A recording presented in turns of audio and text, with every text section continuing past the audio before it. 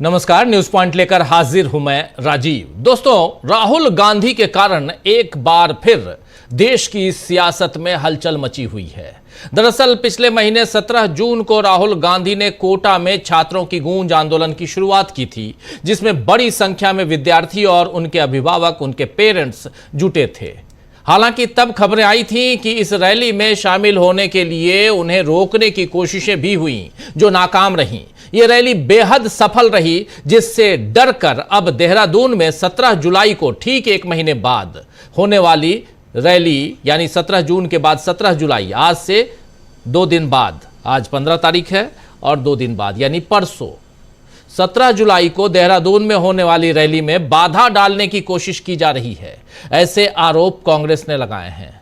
दरअसल कल से इस मामले में हलचल तेज हो गई थी, जब प्रदेश कांग्रेस अध्यक्ष गणेश गोदियाल ने बताया था कि परेड ग्राउंड में रैली का सामान लेकर जो ट्रक आए, उन्हें बाहर ही रोका गया। आपको बता दूं कि इस रैली के लिए कांग्रेस ने प्रशासन से अनुमति ले ली थी और उसके लिए पैसे भी जमा कर दिए थे, लेकिन अब राज्य सरकार उसी परेड ग्राउंड में लोक संवर्धन पर्व को आयोजित कर रही है। पिछले शनिवार से शुरू हुआ ये कार्यक्रम 15 जुलाई यानी आज तक ही होना था, लेकिन अब उसे 2 दिन के लिए और बढ़ा दिया गया है।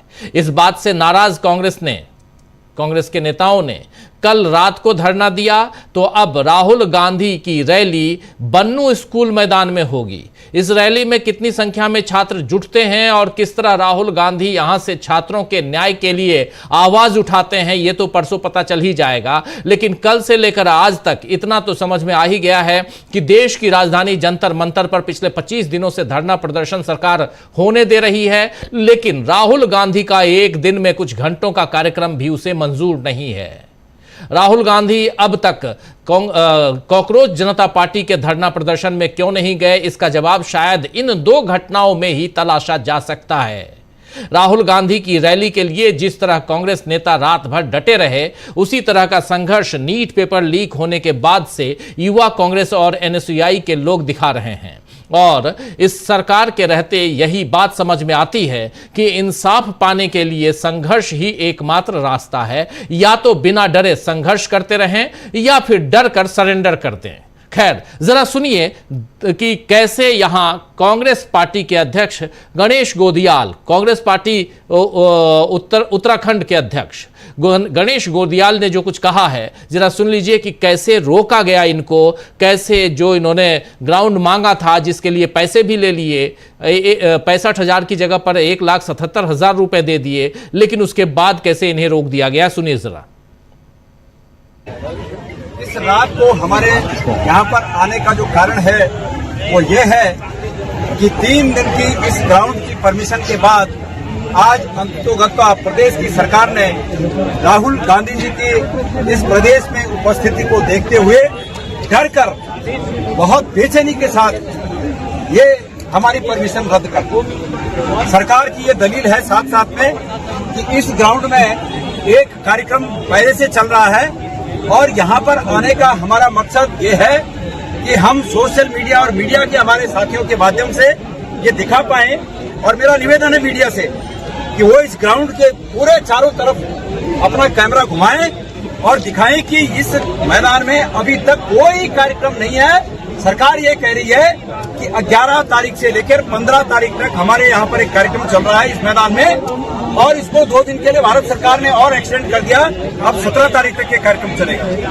मैं प्रदेश की जनता को ये कहना चाहता हूँ कि इनकी तानाशाही का ये आलम है कि इस परेड ग्राउंड में कोई कार्यक्रम नहीं चल रहा है, लेकिन इसके बावजूद सरकार कह रही है कि हमारा कार्यक्रम चल रहा है। जो कार्यक्रम चल रहा है वो इस मैदान से हटकर दूसरे मैदान में वो कार्यक्रम है, और हमने उस मैदान की न तो परमिशन के लिए अप्लाई की और न हमें उस मैदान की जरूरत है। हमें तो सिर्फ इस मैदान की जरूरत थी जो कि हमको परमिशन मिल गई थी, लेकिन सरकार के दबाव में आज अधिकारियों ने फिर हमारे इस परमिशन को रद्द कर दिया।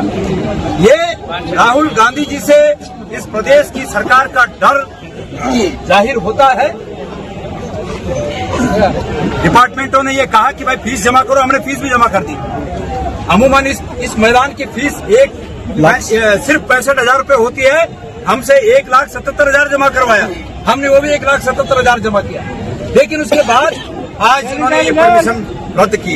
ये इनकी डर दिखाता है कि राहुल गांधी जी के आने से ये कितने भयभीत हैं। लेकिन मैं एक बात प्रदेश की जनता से कहना चाहता हूँ, हम नौनिहालों के हितों में, हम नौनिहालों के भविष्य की सुरक्षा को सुनिश्चित करने के लिए राहुल गांधी जी का प्रोग्राम देहरादून में निश्चित रूप में करेंगे। जो पेरेंट्स अपने बच्चों को इस कार्यक्रम में भेज रहे हैं, हम उनको ये सुनिश्चित करना चाहते हैं कि हम बच्चों की सुरक्षा के दृष्टिगत सुरक्षित जगह पर, दूसरी जगह पर हम इस कार्यक्रम को करेंगे। हम इसी मैदान में एक कार्यक्रम कर सकते थे, हम प्रदेश की सरकार की ईंट से ईंट बजा देते, लेकिन चूंकि तो सुन रहे थे आप यहां पर साफ साफ वहां उत्तराखंड के देहरादून में जो कार्यक्रम, जिस मैदान में, जिसके लिए पैसे ले लिए गए, जहां कार्यक्रम करना था वहां न करके अब राहुल गांधी का कार्यक्रम जो है वो किसी और मैदान पे होगा, एक स्कूल में होगा, स्कूल के मैदान पे होगा। आखिर ऐसा क्यों हो रहा है? इस सरकार में या तो सरेंडर कर दो या उसके साथ हो जाओ। अगर संघर्ष करोगे तो संघर्ष करते रहो। सरेंडर करना बहुत आसान है और एक सरेंडर आज फिर कोलकाता में हुआ है, जब टीएमसी के बड़े नेता मदन मित्रा ऋतुव्रत बनर्जी के बागी गुट में शामिल हो गए हैं। ऋतुव्रत बनर्जी का कहना है कि व्यक्तिगत नेतृत्व की संस्कृति के खिलाफ हमने जो लड़ाई शुरू की थी वो और मजबूत हो रही है। पूरे बंगाल के लोग साथ आ रहे हैं और मदन मित्रा के हमारे साथ जुड़ने से हम और भी मजबूत होंगे। उन्होंने कहा है कि बंगाल के लोग जो तानाशाही और फांसीवादी प्रवृत्तियों से परेशान हो चुके हैं वो अपना समर्थन दे रहे हैं। अब किसकी सरकार है ऋतुव्रत बनर्जी बता दें। तानाशाही और फांसीवादी नीतियां किसकी हैं? बीजेपी की सरकार वहां है। ऋतुव्रत बनर्जी पहले ये बताएं कि वो सत्ता पक्ष में हैं कि विपक्ष में हैं। बहुत सारे सवाल जो देश की जनता और खासकर पश्चिम बंगाल की जनता को ऋतुव्रत बनर्जी और इनके गुट से पूछना चाहिए। लेकिन मदन मित्रा अब इनके साथ हो गए हैं। कल तक मदन मित्रा जो चीफ व्हिप थे, अब चीफ व्हिप खुद ही अब शामिल हो गए उधर, और जब शामिल हो गए हैं ऋतुव्रत बनर्जी के खेमे में, तो उन्होंने साफ साफ जो कहा है वो उन्होंने यही कहा है कि मैंने अभिषेक बनर्जी की वजह से पार्टी छोड़ी है। मैंने अभिषेक बनर्जी की वजह से, ममता बनर्जी नहीं बल्कि अभिषेक बनर्जी की वजह से पार्टी छोड़ी है।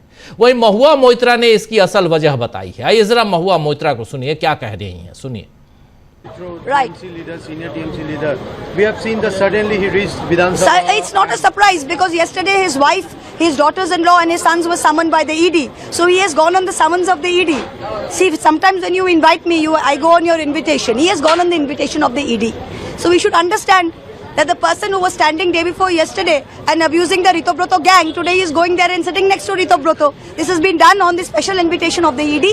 So we wish him luck and we wish him good luck, good health. May you have a lovely time working under the Ritobroto gang. Thank you.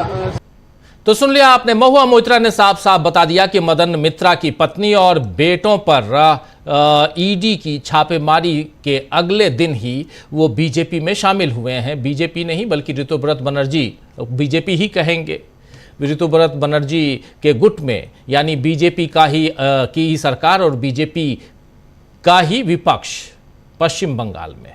तो ऐसा नहीं है कि उन्हें अभिषेक बनर्जी या ममता बनर्जी की तानाशाही से दिक्कत थी।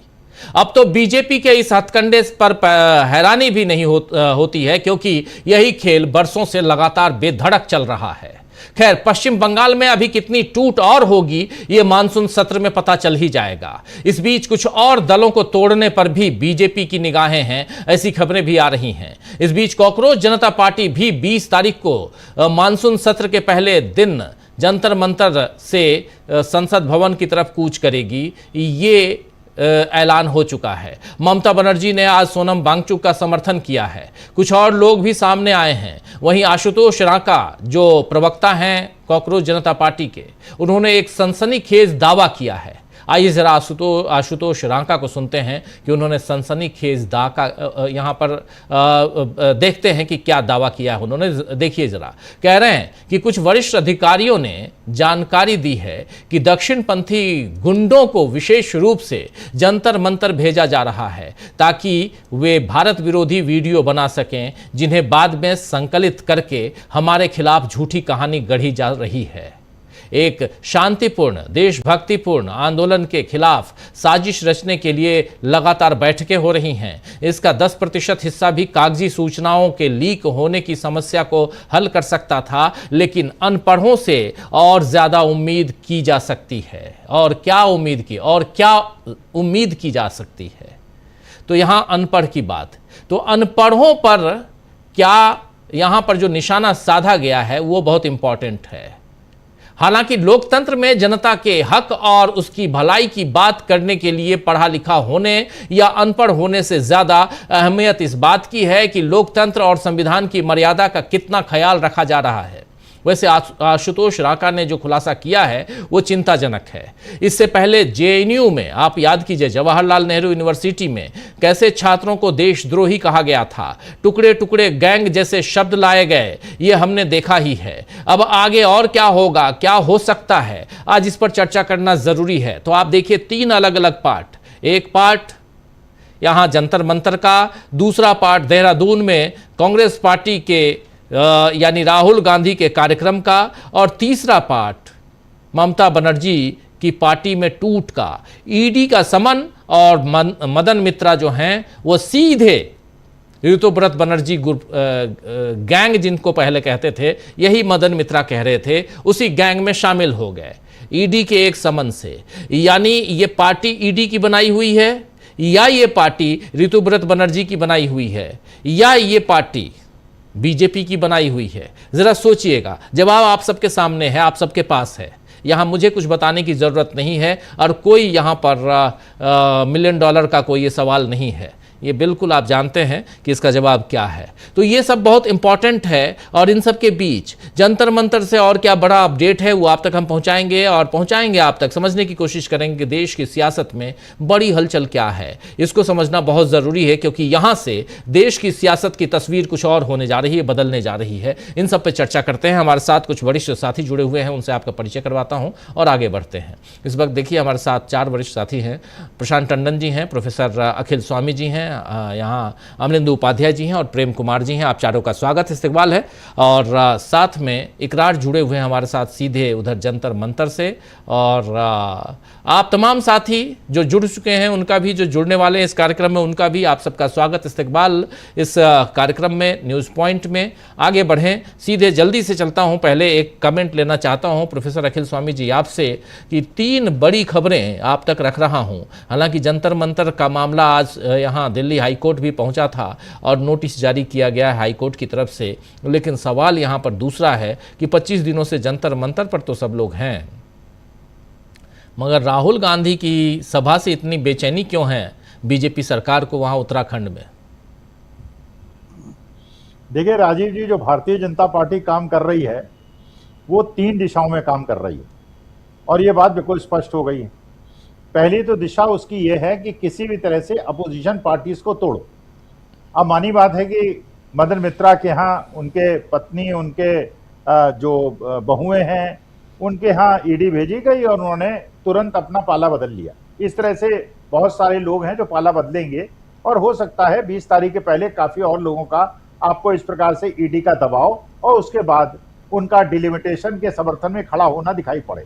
एक दिशा में तो वो ये काम कर रहे हैं, दूसरा वो दिशा में काम कर रहे हैं, वो जान गए हैं, ये भारतीय जनता पार्टी जान गई है कि आज के तारीख में विपक्षी में अगर विपक्ष के अंदर कोई दूरी बन रहा है तो राहुल गांधी बन रहा है।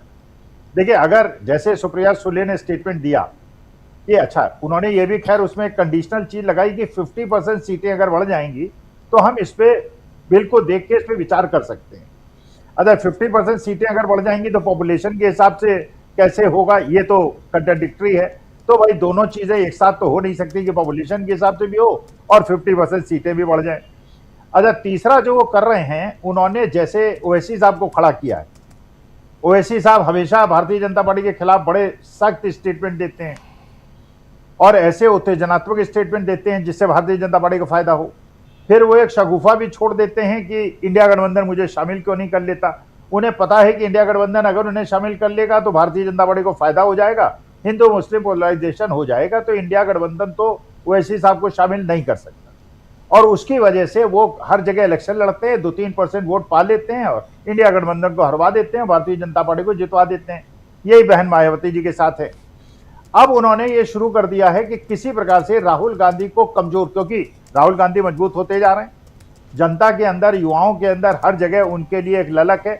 आप कोई भी ऑनलाइन पोल देख लीजिए, उसमें 90% लोग आज की तारीख में राहुल गांधी के साथ खड़े रहते हैं।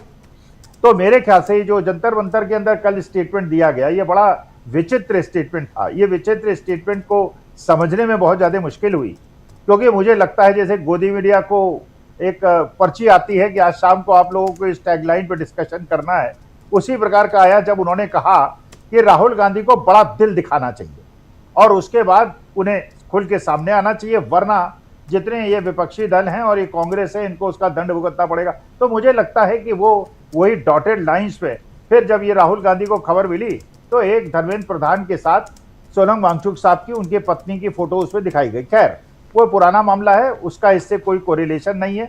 हम चाहते हैं, सोनम वांगचुक का जान बड़ी कीमती है, हमारे देश के लिए बड़ी कीमती है, हम लोगों के लिए बड़ी कीमती है, उनकी भूख हड़ताल खत्म होनी चाहिए। लेकिन ये भी एक आश्चर्य की बात है कि जो युवा वहां बैठे हुए हैं, या तो एसएफआई के लोग भूख हड़ताल में बैठे हुए हैं या आयशा के लोग बैठे हुए हैं, लेकिन और सोनम वांगचुक साहब बैठे हुए हैं, ये कॉकरोच जनता पार्टी से डायरेक्टली संबद्ध, जो किसी राजनीतिक दल का आदमी नहीं है, जो गैर राजनीतिक लोग हैं, उसमें कोई भी भूख हड़ताल में नहीं बैठा हुआ है। अच्छा, ये बड़ी विचित्र बात है कि लेफ्ट वाले भूख हड़ताल में बैठे हैं, अपनी जान दांव पे लगा रहे हैं, सोनम वांगचुक साहब अपनी जान जो है दांव पे लगा रहे हैं, लेकिन कॉकरोच जनता पार्टी का कोई इसमें टिक नहीं रहा है।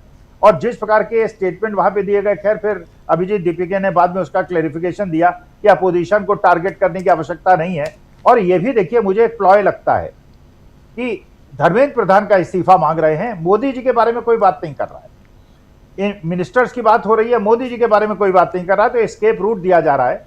और उसके बाद ये कॉकरोच जनता पार्टी हर जगह वो एक्सपेक्ट करती है कि सब लोग उनके साथ आके जुड़ जाएं, सब उन्हें सपोर्ट दे दें, उन्हें मेन थीम बना दें, जैसे अन्ना हजारे को मेन थीम बना गया था 2012-13 में। और उस अन्ना हजारे को एक फेस दिखा के, एक मास्क दिखा के, और अरविंद केजरीवाल ने और आम आदमी पार्टी ने और भारतीय जनता पार्टी ने अपना जुगाड़ कर लिया था। तो देखिए, मुझे अब ये शक होने लगा, एक अध्यापक के रूप में, रिसर्च स्कॉलर के रूप में, ये उसी प्रकार का एक प्रोपेगेंडा है। लेकिन मैं सोनम वांगचुक साहब को ये चाहता हूं कि उनकी जान बचे, वो उनकी जान हमारे लिए आवश्यक है, हमारे देश की प्रतिष्ठा विश्व में गिरेगी, इसलिए उनकी जान आवश्यक है। लेकिन मुझे उन्हें लगता है कि उन्हें इन लोगों से डिसएसोसिएट कर लेना चाहिए, क्योंकि एक कार्यक्रम में था, बड़े वरिष्ठ लोगों ने कहा ये ऐसे बच्चे हैं जो नादान हैं, इन्हें राजनीति करना नहीं आता, कुछ भी स्टेटमेंट दे देते हैं। तो भैया, हम अपने देश की बागडोर ऐसे लोगों के हाथ में नहीं दे सकते जो नौसिखिए हों। आप लोगों को एक सम्मिलित आंदोलन, जो सबसे बड़ा आंदोलन चल रहा है, बल्कि तो मैं तो कहता हूं अभिजीत दीपिके कल ये निवेदन करें कि हम लोग जंतर मंतर में बैठे हैं, देहरादून के अंदर जंतर मंतर के ये कॉकरोच जनता पार्टी के साथ जो लोग भी समर्थन करना चाहते हैं, वो देहरादून में राहुल गांधी की रैली में आए, क्योंकि मेरा जन्म उत्तराखंड में हुआ है, देहरादून से 30 किलोमीटर दूर हुआ है।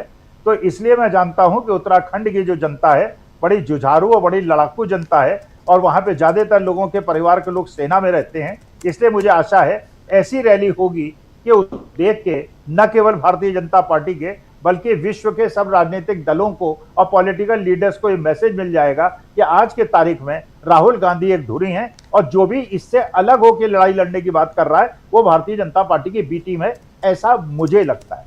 जी जी जी, बिल्कुल बिल्कुल। कल ही हम लोग बात कर रहे थे, कल आपको याद होगा स्वामी जी, कि आखिर राहुल गांधी जो नेता प्रतिपक्ष हैं, प्रधानमंत्री नहीं है वो, राहुल गांधी से क्यों कहा जा रहा है कि आप क्यों नहीं आए, आप क्यों नहीं इस्तीफा मांग रहे हैं? राहुल गांधी तो पहले से इस्तीफा मांग रहे हैं। राहुल गांधी तो पहले से कह रहे हैं कि देश के शिक्षा मंत्री इस्तीफा दो, हैशटैग इस्तीफा चलाया उन्होंने, रिजाइन, नाम भी भूल जाता हूं, शिक्षा मंत्री का नाम क्या है, अमलेंदु जी, जरा अमलेंदु जी जी, शिक्षा मंत्री का नाम धर्मेंद्र प्रधान। तो धर्मेंद्र प्रधान जी जो हैं, अब देखिए नाम तक भूल जाते हैं, जिनका नाम याद है वो है नरेंद्र मोदी। नरेंद्र मोदी का इस्तीफा मांग नहीं रहे हो, नरेंद्र मोदी के से यहाँ उनकी जिम्मेदारियों के बारे में आप पूछ नहीं रहे हैं, आप सीधे सीधे कह रहे हैं कि कहाँ हैं राहुल गांधी, राहुल गांधी से आप बोल रहे हो। तो राहुल गांधी, जब ये कल हम लोगों ने चर्चा की है, तो आज सुबह सुबह अभिजीत दिपके ने आज सुबह सुबह एक ट्वीट किया है। शायद न्यूज पॉइंट देखा होगा उन्होंने, और क्योंकि इससे पहले किसी ने ये सवाल नहीं उठाया था। अभिजीत दिपके ने लिखा क्या है, जरा ये देखिए। अभिजीत दिपके ने लिखा, विपक्ष के नेता ने सीजेपी का समर्थन क्यों नहीं किया, या सीजेपी टीम के सभी सदस्य सोनम महोदय के साथ भूख हड़ताल पर क्यों नहीं बैठे। ये सब पूछने के बजाय उन सवालों को पूछें जो वास्तव में मायने रखते हैं। प्रधानमंत्री बातचीत से क्यों इनकार कर रहे हैं। शिक्षा मंत्री को अभी तक जवाबदेह क्यों नहीं ठहराया जा रहा है। ये वो सवाल हैं जिनके जवाब मिलने चाहिए, न कि ऐसे भटकाव जो सत्ता में बैठे लोगों को जवाबदेही से बचाते हैं। इसके आगे लिखते हैं, इसके आगे भी है, जरा आगे भी ले आइए। प्रधानमंत्री बातचीत करने से क्यों इनकार कर रहे हैं। शिक्षा मंत्री अभी तक जवाबदेह क्यों नहीं ठहरे। ये सारे सवाल हैं, बहुत इंपॉर्टेंट हो जाता है। खैर, लेकिन ये महत्वपूर्ण इसलिए है क्योंकि आखिर बार बार आप राहुल गांधी की जवाबदेही, राहुल गांधी क्यों नहीं आए, राहुल गांधी, भाई राहुल गांधी नहीं, आप मोदी से पूछिए। सबसे पहले राहुल गांधी से पूछने के लिए और भी लोग हैं, हम लोग भी बैठे हैं पूछने के लिए कि आप 21 दिन तक कहाँ थे। देश में जब यहां आग लगी है तो राहुल गांधी विदेश क्यों चले जाते हैं। ऐसे सवाल पूछेंगे, भले राहुल गांधी को बुरा लगे या कांग्रेस के लोगों को बुरा लगे, क्योंकि जिस वक्त जरूरत है देश में उस वक्त राहुल गांधी को खड़ा होना चाहिए। 17 तारीख को, पिछले 17 जून को कोटा में राहुल गांधी ने छात्रों की गूंज की शुरुआत की, एक शानदार शुरुआत की। उसके बाद अचानक गायब क्यों हो गए राहुल गांधी। उसके बाद अब 17 इस बीच आप पटना में करने वाले थे, प्रयागराज में करने वाले थे, दिल्ली में करने वाले थे। तीनों का नाम आ रहा है क्या? कहीं नहीं आ रहा। अचानक आप देहरादून क्यों पहुंच गए? सवाल पूछे जाएंगे, और ये सवाल हम जैसे पत्रकार तो जरूर पूछेंगे, बाकी पूछें ना पूछें। आप अचानक देहरादून क्यों पहुंच गए? आप प्रयागराज क्यों नहीं गए? प्रयागराज में 19 तारीख को कर रहे हैं या नहीं कर रहे हैं, कोई अता पता नहीं है। आप दिल्ली में 14 तारीख को समापन करने वाले थे, कहां है? क्या आपके हिसाब से देश चलेगा? देश की सियासत आपके हिसाब से चलेगी? फिर तो आपके फॉलोअर्स क्या करेंगे? ये राहुल गांधी को ऐसे कठिन सवालों का जवाब देना चाहिए। लेकिन दूसरी बात जो महत्वपूर्ण बात है, जो ये हम लोग पूछ रहे हैं, लेकिन दूसरा सवाल यहां पर पैरेलली सीजेपी से भी, कि आप राहुल गांधी के पीछे क्यों पड़े हुए हैं भाई? आपने राहुल गांधी के भरोसे अगर इस आंदोलन की शुरुआत की थी तो फिर पहले राहुल गांधी को बैठा लेते वहां पे। प्रेम कुमार जी, सबसे पहले तो फिर राहुल गांधी को ही लेके जाते ना वहां पे कि भैया आ जाओ, आमरण अनशन पे तुम ही बैठो, सोनम नहीं बैठेगा या नेहा नहीं बैठेगी। फिर तो आप यही कहते कि राहुल भैया आप बैठ जाओ, और उसके बाद फिर कह रहे हैं राहुल गांधी नहीं आए, राहुल गांधी नहीं आए। भाई राहुल गांधी नहीं आए तो अखिलेश यादव भी नहीं आए हैं, ममता बनर्जी भी नहीं आई है। भले फोन पे बात किया आज ममता बनर्जी ने, सोनम वांगचुक से उन्होंने बात की है। तो तमाम टॉप लीडर्स कोई नहीं आए हैं। कल केजरीवाल पहुंचने वाले हैं, वो समझ में आता है। लेकिन बात यहां पे है कि क्या कांग्रेस पार्टी से कोई नहीं गया? कांग्रेस पार्टी का एक सांसद अमरावती का बसंत राव पहुंचे थे वहां पे, वो पहुंचे सबसे पहले, और पूरा वामदल यहां पे है, सब पहुंचे। यहां बड़े से बड़े नेता पहुंचे, टीएमसी के भी नेता पहुंचे, महुआ मोइत्रा पहुंची, सागरिका घोष पहुंची, सब अलग अलग पहुंचे हैं। समाजवादी पार्टी की कल पहुंची प्रिया सरोज, तो सब लोग पहुंच रहे हैं। इसलिए तीसरी महत्वपूर्ण बात, आप पहले कह रहे थे कि ये हमारा जो है, हम लोग ए पॉलिटिकल हैं, नॉन पॉलिटिकल मूवमेंट है। उसके बाद आप फिर पॉलिटिशियंस के पीछे क्यों लगे हैं? तो इसलिए मैं बार बार, हमारे दर्शक थोड़ा कंफ्यूज रहते हैं कि हम यहां बार बार दिखा रहे हैं। अभी भी दिखाएंगे, अभी भी जाएंगे, हम बात करेंगे। ये सब जो भीड़ आप देख रहे हैं इन सब पे चर्चा करेंगे। ये जरूरी है क्योंकि ये सियासत का एपिसेंटर बना हुआ है, और इसलिए यहां पे, और कांग्रेस को ये प्रशांत पटोले साहब पहुंच गए, देखिए ये गोंदिया से सांसद ये भी पहुंच गए। देखिए Congress MP Prashant Patole visited the protest site and placed, थोड़ा सा वो कीजिए, दिखाई नहीं दे रहा है, सपोर्ट फॉर द मूवमेंट यहां पे। तो ये पहुंचे हुए हैं। एक और पहुंचे प्रेम कुमार जी। अब कैसे कहोगे आप, कैसे कहोगे कि राहुल गांधी मना कर देते, कोई नहीं पहुंचता। तो सवाल यही है ना कि दो पैरेलल चीजें चल रही हैं। एक राहुल गांधी की जो गलतियां हैं, सियासी गलतियां, पर्सनल गलती करें वो उनसे कोई लेना देना नहीं, लेकिन चूंकि देश राहुल गांधी की तरफ देखता है तो नेता प्रतिपक्ष हैं आप में कंसिस्टेंसी होनी चाहिए। ये बात आपसे पूछा जाएगा, कहा जाएगा। देश की जनता जो आपको फॉलो करती है, आप पे मर मिटने के लिए तैयार है, आपके एक इशारे पे वो आपके लिए अगर जान देने के लिए तैयार है, तो वो आपसे सवाल करेगी वो जनता कि आप कहां गायब हो जाते हैं जी, आप 21 दिन गायब रहे। ये सवाल तो होगा। नरेंद्र मोदी भी 11 देशों की यात्रा कराए 21 दिन में। तो एक तो ये है। दूसरी महत्वपूर्ण बात कि सीजेपी का ये सवाल बहुत इंपॉर्टेंट हो जाता है। सीजेपी का ये मूवमेंट किसके भरोसे है, किसके सहारे है? जंतर मंतर, देश की राजधानी, और यहां पे इनको मिल जाता है परमिशन, और राहुल गांधी को वहां परमिशन नहीं मिल रहा है। सवाल तो पूछे जाएंगे, हम तो चुप नहीं रह सकते। प्रेम कुमार जी। राजीव जी, जो सवाल आप पूछ रहे हैं वो सवाल पूछे जाए, लेकिन राहुल गांधी की राजनीतिक गलती है ये अभी डिसाइड नहीं कर सकते। मेरे हिसाब से मैं इसके पीछे तर्क रखता हूं कि जब तक इस सवाल के उत्तर में राहुल गांधी ये नहीं कहते कि उनकी प्रायोरिटी में ये कार्यक्रम मुलतवी करके वो कार्यक्रम ज्यादा जरूरी था, इस बात का इंतजार है और सवालों से ही उसका उत्तर मिल सकता है। जब प्रायोरिटी वो बताएंगे तब हम ये मानेंगे कि हाँ आप सही तो है। और ये तो उनको भाई, वो पब्लिक फिगर है, देश के किस सबसे बड़ी सियासी पार्टी, विपक्ष में अभी विपक्ष के नेता वो है, वो तो उनको बताना पड़ेगा ना। वो बताएं, हम तो नहीं पूछने जाएंगे, ये तो उनको बताना पड़ेगा ना प्रेम कुमार जी कि मैं पार्टी के काम से गया था या जो भी गए, लेकिन चूंकि आप जन नेता हैं, जनता के नेता हैं, तो आपकी एक एक एक्टिविटी पर जनता ध्यान देगी। जैसे नरेंद्र मोदी की एक्टिविटी पर ध्यान देती है, वैसे ही आपकी एक्टिविटी पर भी ध्यान देगी। आप ये सोचेंगे कि नहीं, बिना बताए, बिना पब्लिक में आए आप जब जाते हैं अपने कार्यक्रमों को कि लंदन यूनिवर्सिटी में मैं ये भाषण दूंगा, यहां दूसरी जगह ये कहूंगा, यहां इससे मिलूंगा, ये सारी चीजें, सारे चार्ट्स आ जाते हैं, तो हम उसको फॉलो करते हैं। वो खबरें दिखाते हैं, खबरें बनाते हैं, आपके भाषण दिखाते हैं। लेकिन आप गुपचुप तरीके से गए हैं तो आपको यह भी तो बताना पड़ेगा कि हाँ, ये किस मिशन पे हम गए हैं, क्योंकि आप पब्लिक फिगर हैं। जी, मैं उससे वही बात कह रहा हूं कि वो राजनीतिक रूप से गलती कर रहे हैं, ये बात उनके उत्तर से डिसाइड होगा। और चूंकि छात्रों से संवाद के रूप में पहली बार वो सार्वजनिक रूप से आएंगे, तो हम एक्सपेक्ट करते हैं कि वो उत्तर दें, और उत्तर देंगे तब हम समझेंगे पॉलिटिकली वो गलत थे कि सही थे, वो हम उस समय निकालेंगे। अगर लंबी चुप्पी मारेंगे तब फिर हम उसके हिसाब से उसके मतलब निकालेंगे। ये मैं बस इतना ही कहना चाहता था। दूसरी बात ये है कि ये जो आंदोलन चल रहा है, इसमें निश्चित रूप से एक तरफ सोनम वांगचुक और अभिजीत दीपके हैं, लेकिन ये प्रश्न तो बनता है ना कि कोई पार्टी आपको समर्थन देने आए तो आप अपने मंच में उनको बिठाएंगे कि नहीं, जगह देंगे कि नहीं? अनशनकारी सब अलग अलग तंबू गाड़ के क्यों खड़े हैं भाई?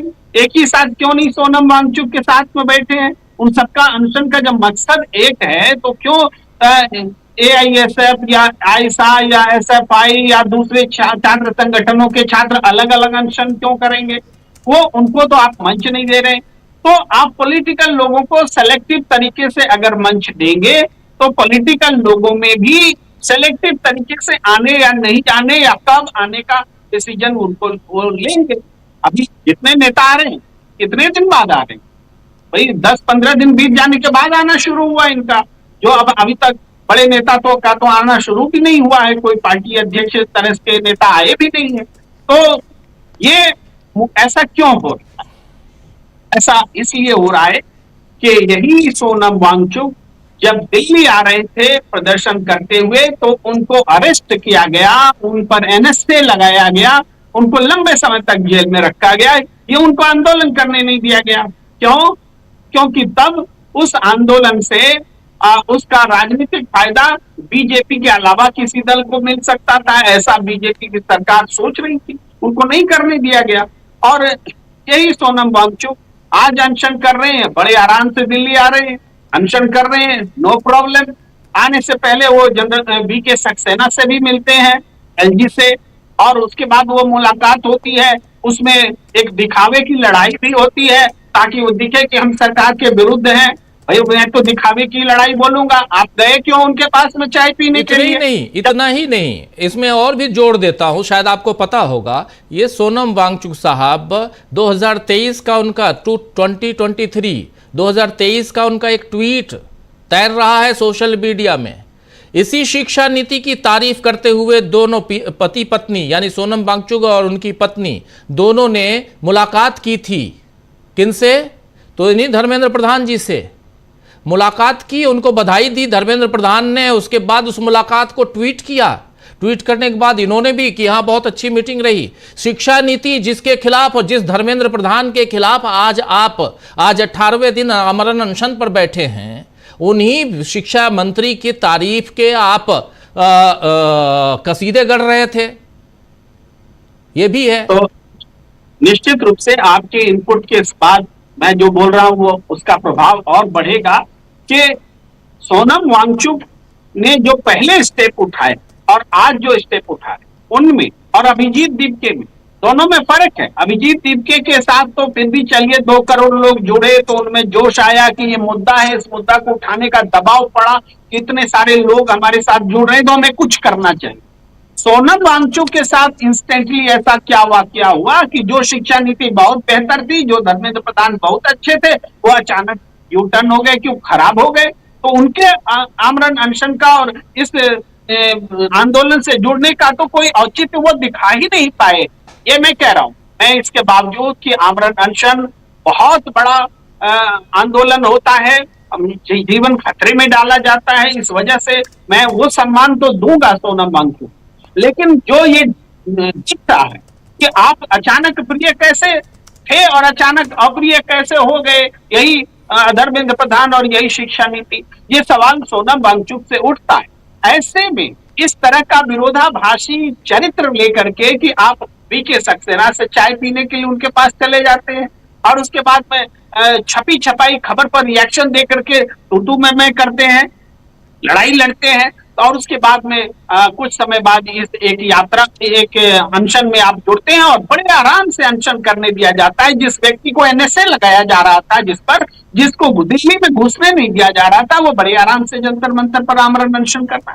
तो ऐसे संदिग्ध चरित्र और संदिग्ध घटनाओं के बीच किसी पार्टी के वो भी नेता प्रतिपक्ष से आकर के जुड़ने की उम्मीद करना, ये हमें नहीं लगता कि सही है। अगर वो अपने मन से समर्थन दे देते तो वो अलग बात थी, लेकिन आप कौन होते हैं उम्मीद करने वाले? ये प्रश्न, क्या आपने भारत जोड़ो यात्रा में शामिल आप हुए थे क्या? क्या न्याय जोड़ो यात्रा में राहुल गांधी के साथ शामिल हुए थे क्या? वो भी तो पॉलिटिकल थी। क्या फिर अभी जो छात्रों की गूंज चल रहा है तो कोटा में हुआ, उसमें शामिल हुए थे क्या? देहरादून में होने वाला है उसमें हुए थे क्या? तो ये बहुत सारे प्रश्न उल्टे उनकी ओर उठते हैं। अगर आप प्रश्न करते हैं कि राहुल गांधी क्यों नहीं है, अपना ये है टेक है, भाई आम आदमी पार्टी समर्थन कर रही है तो आम आदमी पार्टी को भी अपना पंजाब का चुनाव नजर आ रहा है, वो भी चुनावी फायदे में इसका फायदा उठाना चाहती है। भाई उत्तर प्रदेश में भी समाजवादी पार्टी को अपना फायदा दिख रहा है, वो भी समर्थन करना चाहती है, क्योंकि इन लोगों का सेपरेट कोई छात्रों को लेके आंदोलन नहीं है। ये जनता मंथन नहीं करेंगे तो लोग बोलेंगे बैठ गए। ये देख लीजिए, ये चूंकि हम लोग बात कर रहे थे, बेसलेस बातें नहीं करते हैं, जो कह रहे थे वही है। ये देखिए सोनम वांगचुक हैं, उनकी पत्नी हैं, और ये 16 मार्च 2023 की तस्वीर है। और ये जो ट्वीट है, Dharmendra Pradhan, wonderful conversation with Shri Wangchuk and his wife Gitanjali J Angmo. उसके बाद ये इस पे पूरा है कि इनके साथ हुआ और इनके पैशन को अप्रिशिएट करते हैं। उसके बाद फिर इन्होंने लिखा है ऊपर थैंक यू। ज़रा इसको एक्सपोज कर दीजिए, फुल स्क्रीन ला सकते हैं तो। ये सब इसलिए ज़रूरी है क्योंकि इससे समझ में आता है कि आखिर देश में चल क्या रहा है, क्यों हम किसी पर ब्लाइंडली फेथ कैसे करें। नीचे का भी न्यूज़ अपडेट भी हटाइए, नीचे पूरा दिखाइए, जरा पूरा दिखाइए, पिक्चर भी दिखाइए ये। और ये देखिए, आप लोग पढ़ सकते हैं, धर्मेंद्र प्रधान का पहले ट्वीट है ये 15 मार्च 2023 को। उसके बाद 16 मार्च को इन्होंने थैंक यू कहते हुए Dharmendra Pradhan ji for being so open to innovative ideas in education, we feel even more committed to making NEP new education policy a reality on ground. ये सोनम वांगचुक साहब का है, इन्होंने लिखा है धर्मेंद्र, जो आज इन्हीं धर्मेंद्र प्रधान से इसी न्यू एजुकेशन पॉलिसी के नाम पर और जो नीट पेपर लीक है उसके नाम पर इस्तीफा मांग रहे हैं। किस पर भरोसा करें। चलिए, वांगचुक साहब बहुत अच्छे आदमी हैं, साइंटिस्ट हैं, और हम चाहते हैं कि उनकी ज़िंदगी बची रहे, इंटरनेशनल ख्याति प्राप्त हैं, उनकी ज़िंदगी बची रहे, उनका जीवन जो है वो बचा रहे, हम इसकी उम्मीद ज़रूर करेंगे। प्रेम कुमार जी क्लोज कीजिए जल्दी से, फिर उधर चलेंगे जंतर मंतर, और फिर प्रशांत जी आपके पास आता हूँ। जी आप जंतर मंतर पर ही चले, मैं फिर जी बिल्कुल बिल्कुल, जो आप कह रहे थे वही दिखाना जरूरी था। जरा चलते हैं, इकरार आपके पास आना चाहता हूं, क्या चल रहा है जंतर मंतर पे। भीड़ तो धीरे धीरे मैं देख रहा हूं कि रोजाना धीरे धीरे भीड़ बढ़ रही है। आज कल से ज्यादा आज भीड़ दिखाई दे रही है जो देख रहा हूं। क्या चल रहा है अभी?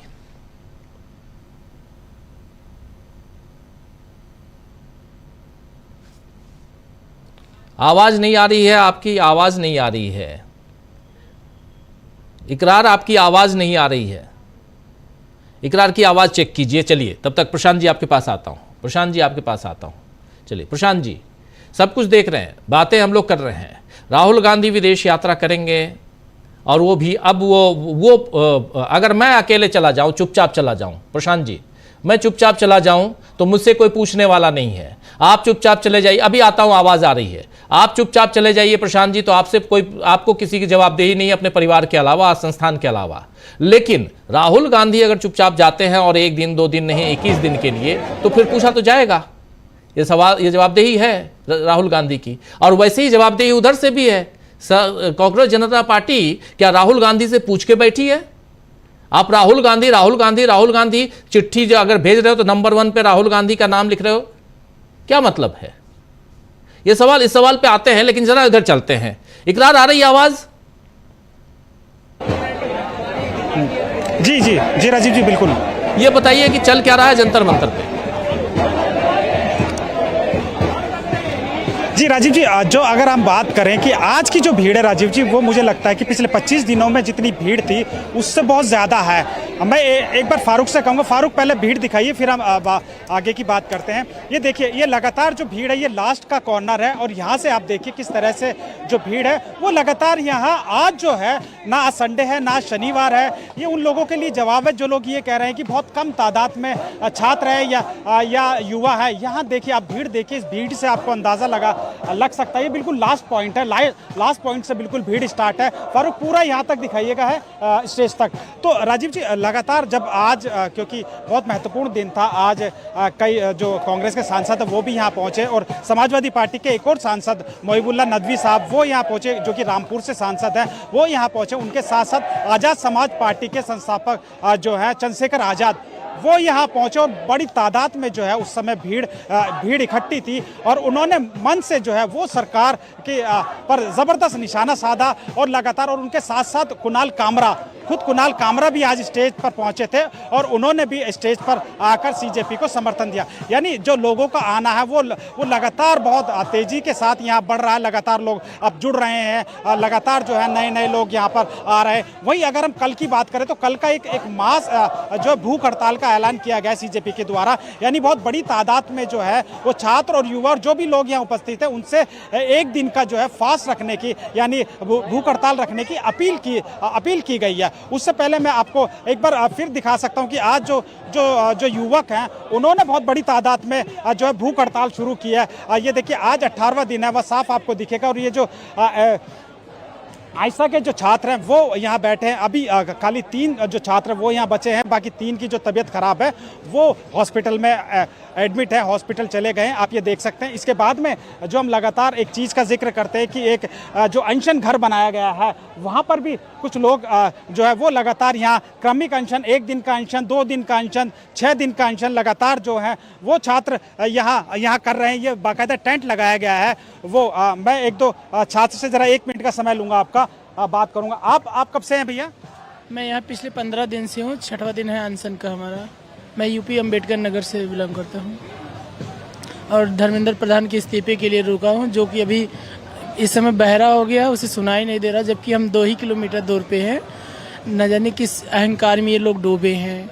इतना तो अहंकार अंग्रेजों को नहीं था, क्योंकि 1918 में जब गांधी जी ने हंगर स्ट्राइक किया था तो 3 ही दिन के अंदर उन्होंने आकर के उनसे अपनी गलती को एक्सेप्ट कर लिया था। और ये लोग इस समय कहते हैं कि हम आज़ाद दुनिया में, ऐसा नहीं लग रहा कि ये लोकतांत्रिक राज्य है, क्योंकि लोकतांत्रिक में सरकारें जो होती है उनको जवाबदेही भी तय होती है कि उनको जवाब देना चाहिए थी। अगर कुछ गलती हुई है, गलती कुछ नहीं हुई, बहुत गलती हुई है।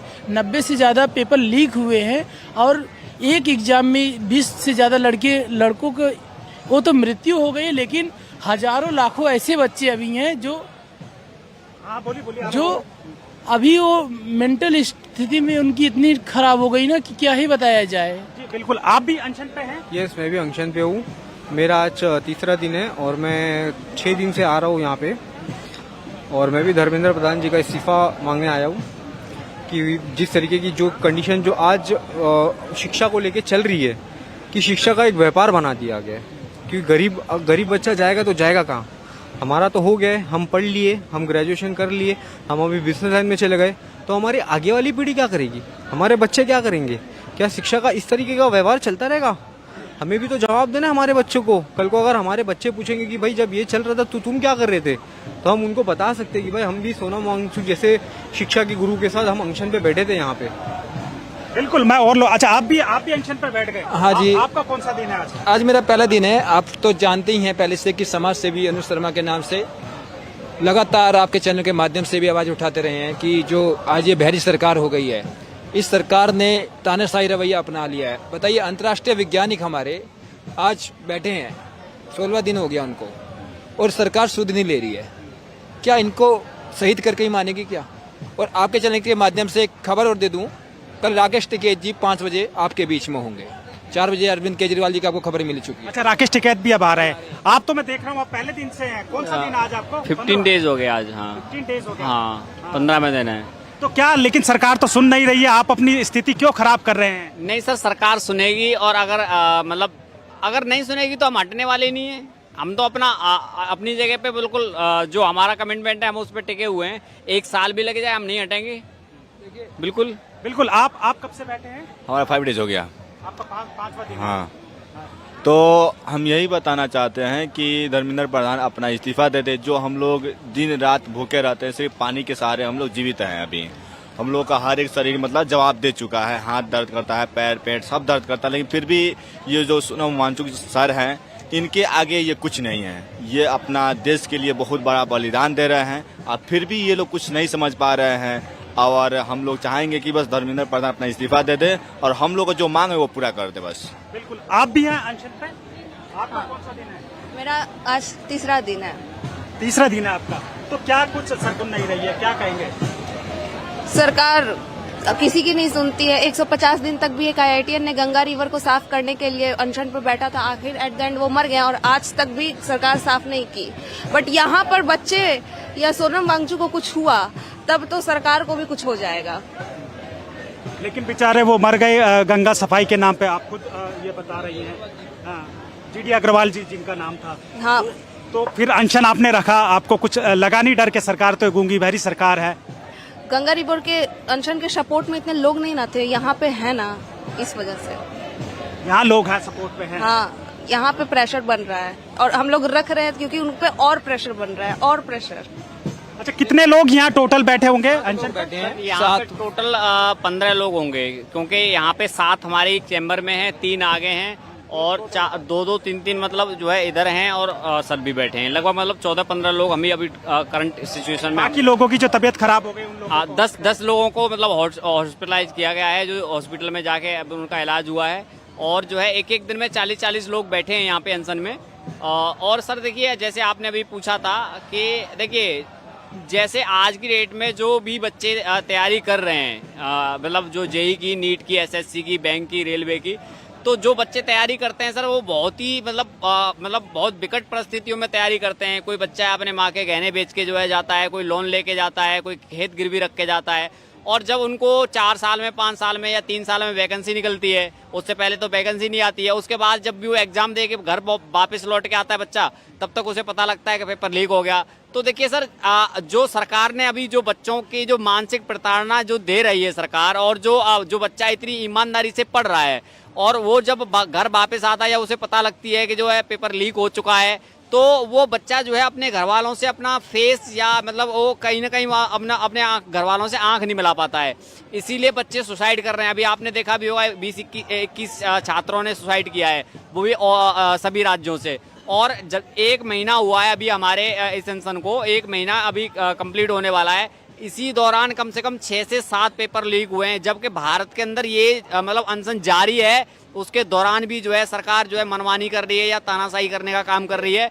तो अब जो हमारी जो पीड़ा है, चाहे हमें यहाँ धूप में रहना पड़े, चाहे हमें बारिश में रहना पड़े, चाहे हमें भूखा रहना पड़े, भूखे तो मैं ही हैं, और भी मतलब कठिनाइयाँ आए, हम सारी कठिनाइयाँ झेलने के लिए तैयार हैं, क्योंकि ये पूरे भारत देश के नौजवानों के हित के साथ हनन किया जा रहा है। और अगर आज हम खड़े नहीं हुए और अगर हमारे साथ में जो है और लोग अगर नहीं जुड़े, मतलब हम कहीं से भी अगर पीछे हटते हैं, तो भारत देश जो है पूरा गड्ढे में चला जाएगा। और ये सरकार पूरे भारत को बर्बाद करने का संसद के लिए जाएंगे। सभी लोगों से मेरी हम्बल रिक्वेस्ट है कि हमारा साथ दें, अपनी आवाज़ को मजबूत करें, और जो भी लोग आते हैं कम से कम 1-2 साथी साथ में लाएं, ताकि हम स्ट्रॉन्ग से अपनी बात को रख पाएं। थैंक यू जी। बिल्कुल, ये सरकार जो है, हाँ जी, ये सरकार जो है पूरी गंभीरता से नहीं ले रही। सोनम वांगचुक जी को अंतर्राष्ट्रीय वैज्ञानिक, उन्होंने आइस क्यूब बनाया, उन्होंने रेमने मैग्सेसे अवार्ड मिला, उन्हें कितने अवार्ड मिल चुके हैं अंतर्राष्ट्रीय स्तर पर सरकार बिल्कुल भी गंभीर नहीं है।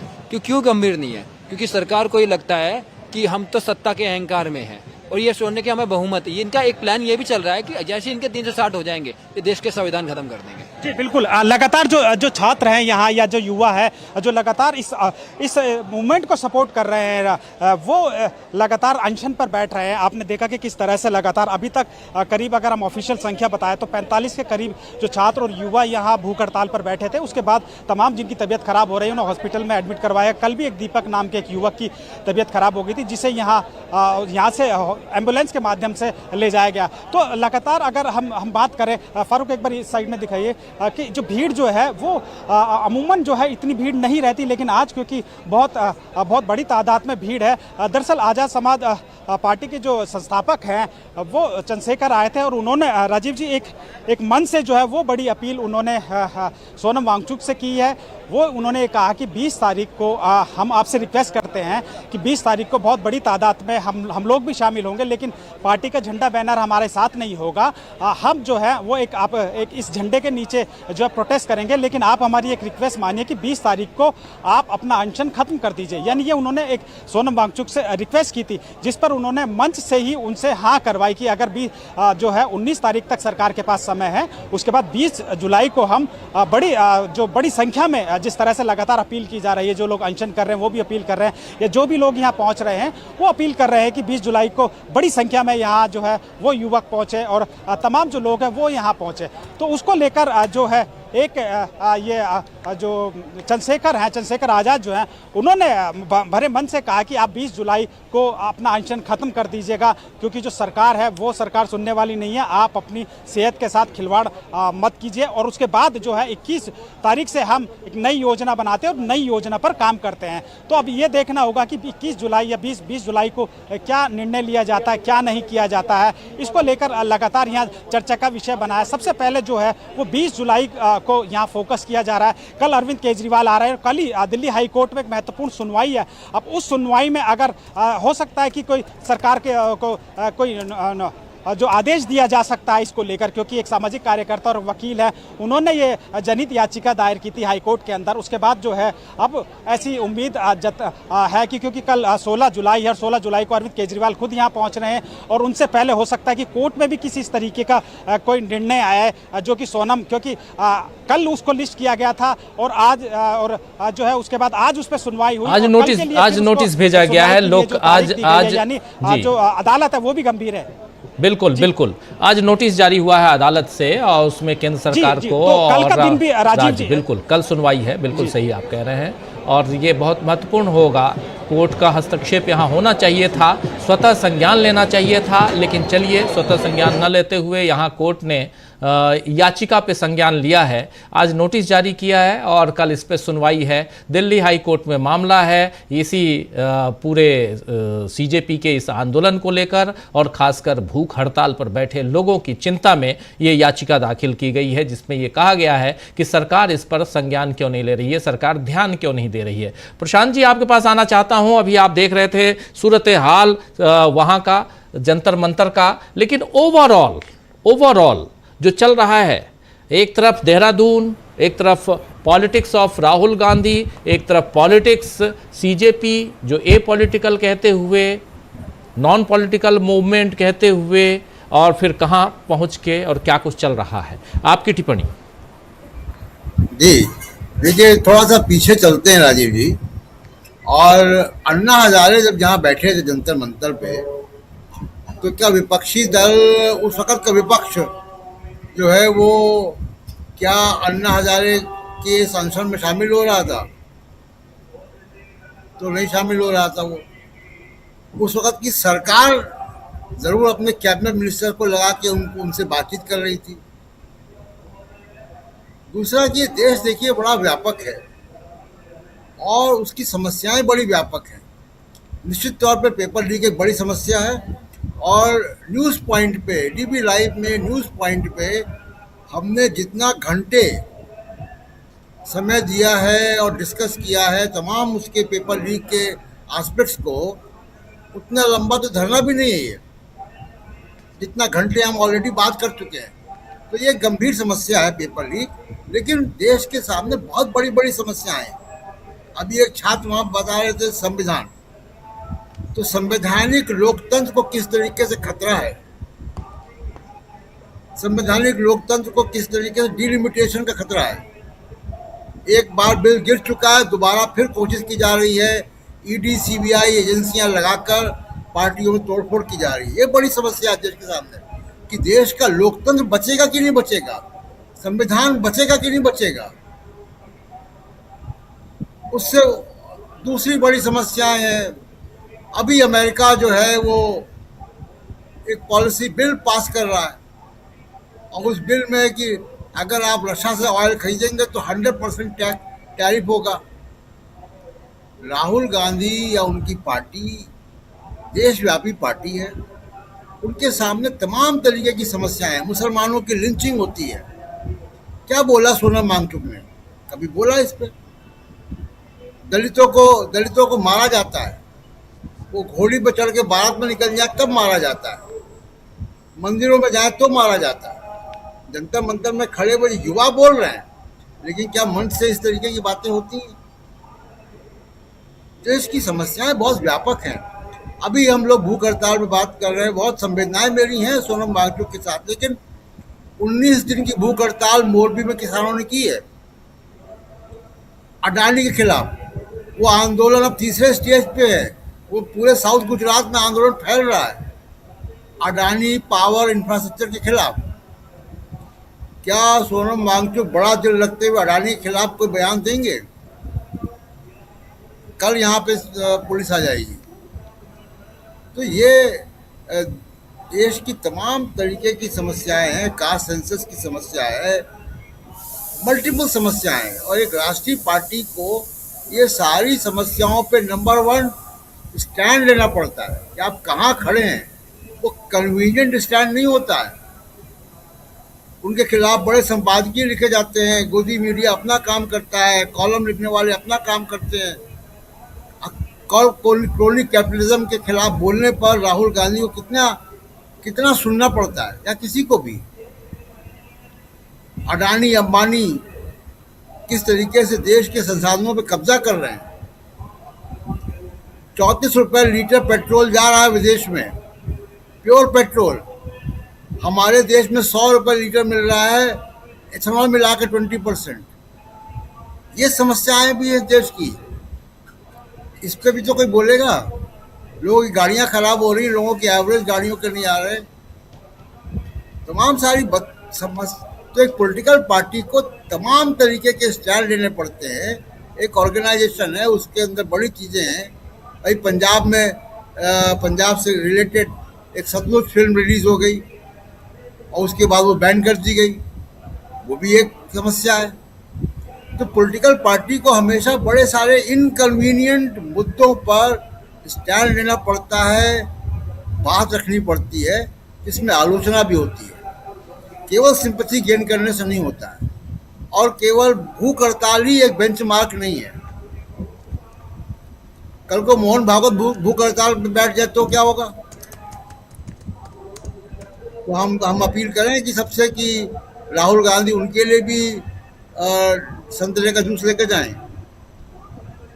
ये कोई पैमाना नहीं है, उनके साथ बहुत सिंपैथी है, वो अपनी हड़ताल खत्म करें, अपने स्वास्थ्य का ध्यान रखें। लेकिन देश बड़ा व्यापक है और उसकी समस्याएं भी उतनी व्यापक है।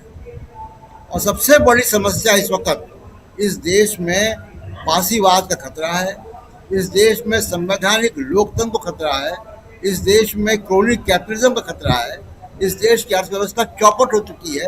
कैपिटल अकाउंट डेफिसिट में पहली बार कैपिटल अकाउंट डेफिसिट हुआ है। अमेरिका आपको आंखें दिखाता है, आपका प्राइम मिनिस्टर कॉम्प्रोमाइज्ड है, ये राहुल गांधी बात उठाते हैं।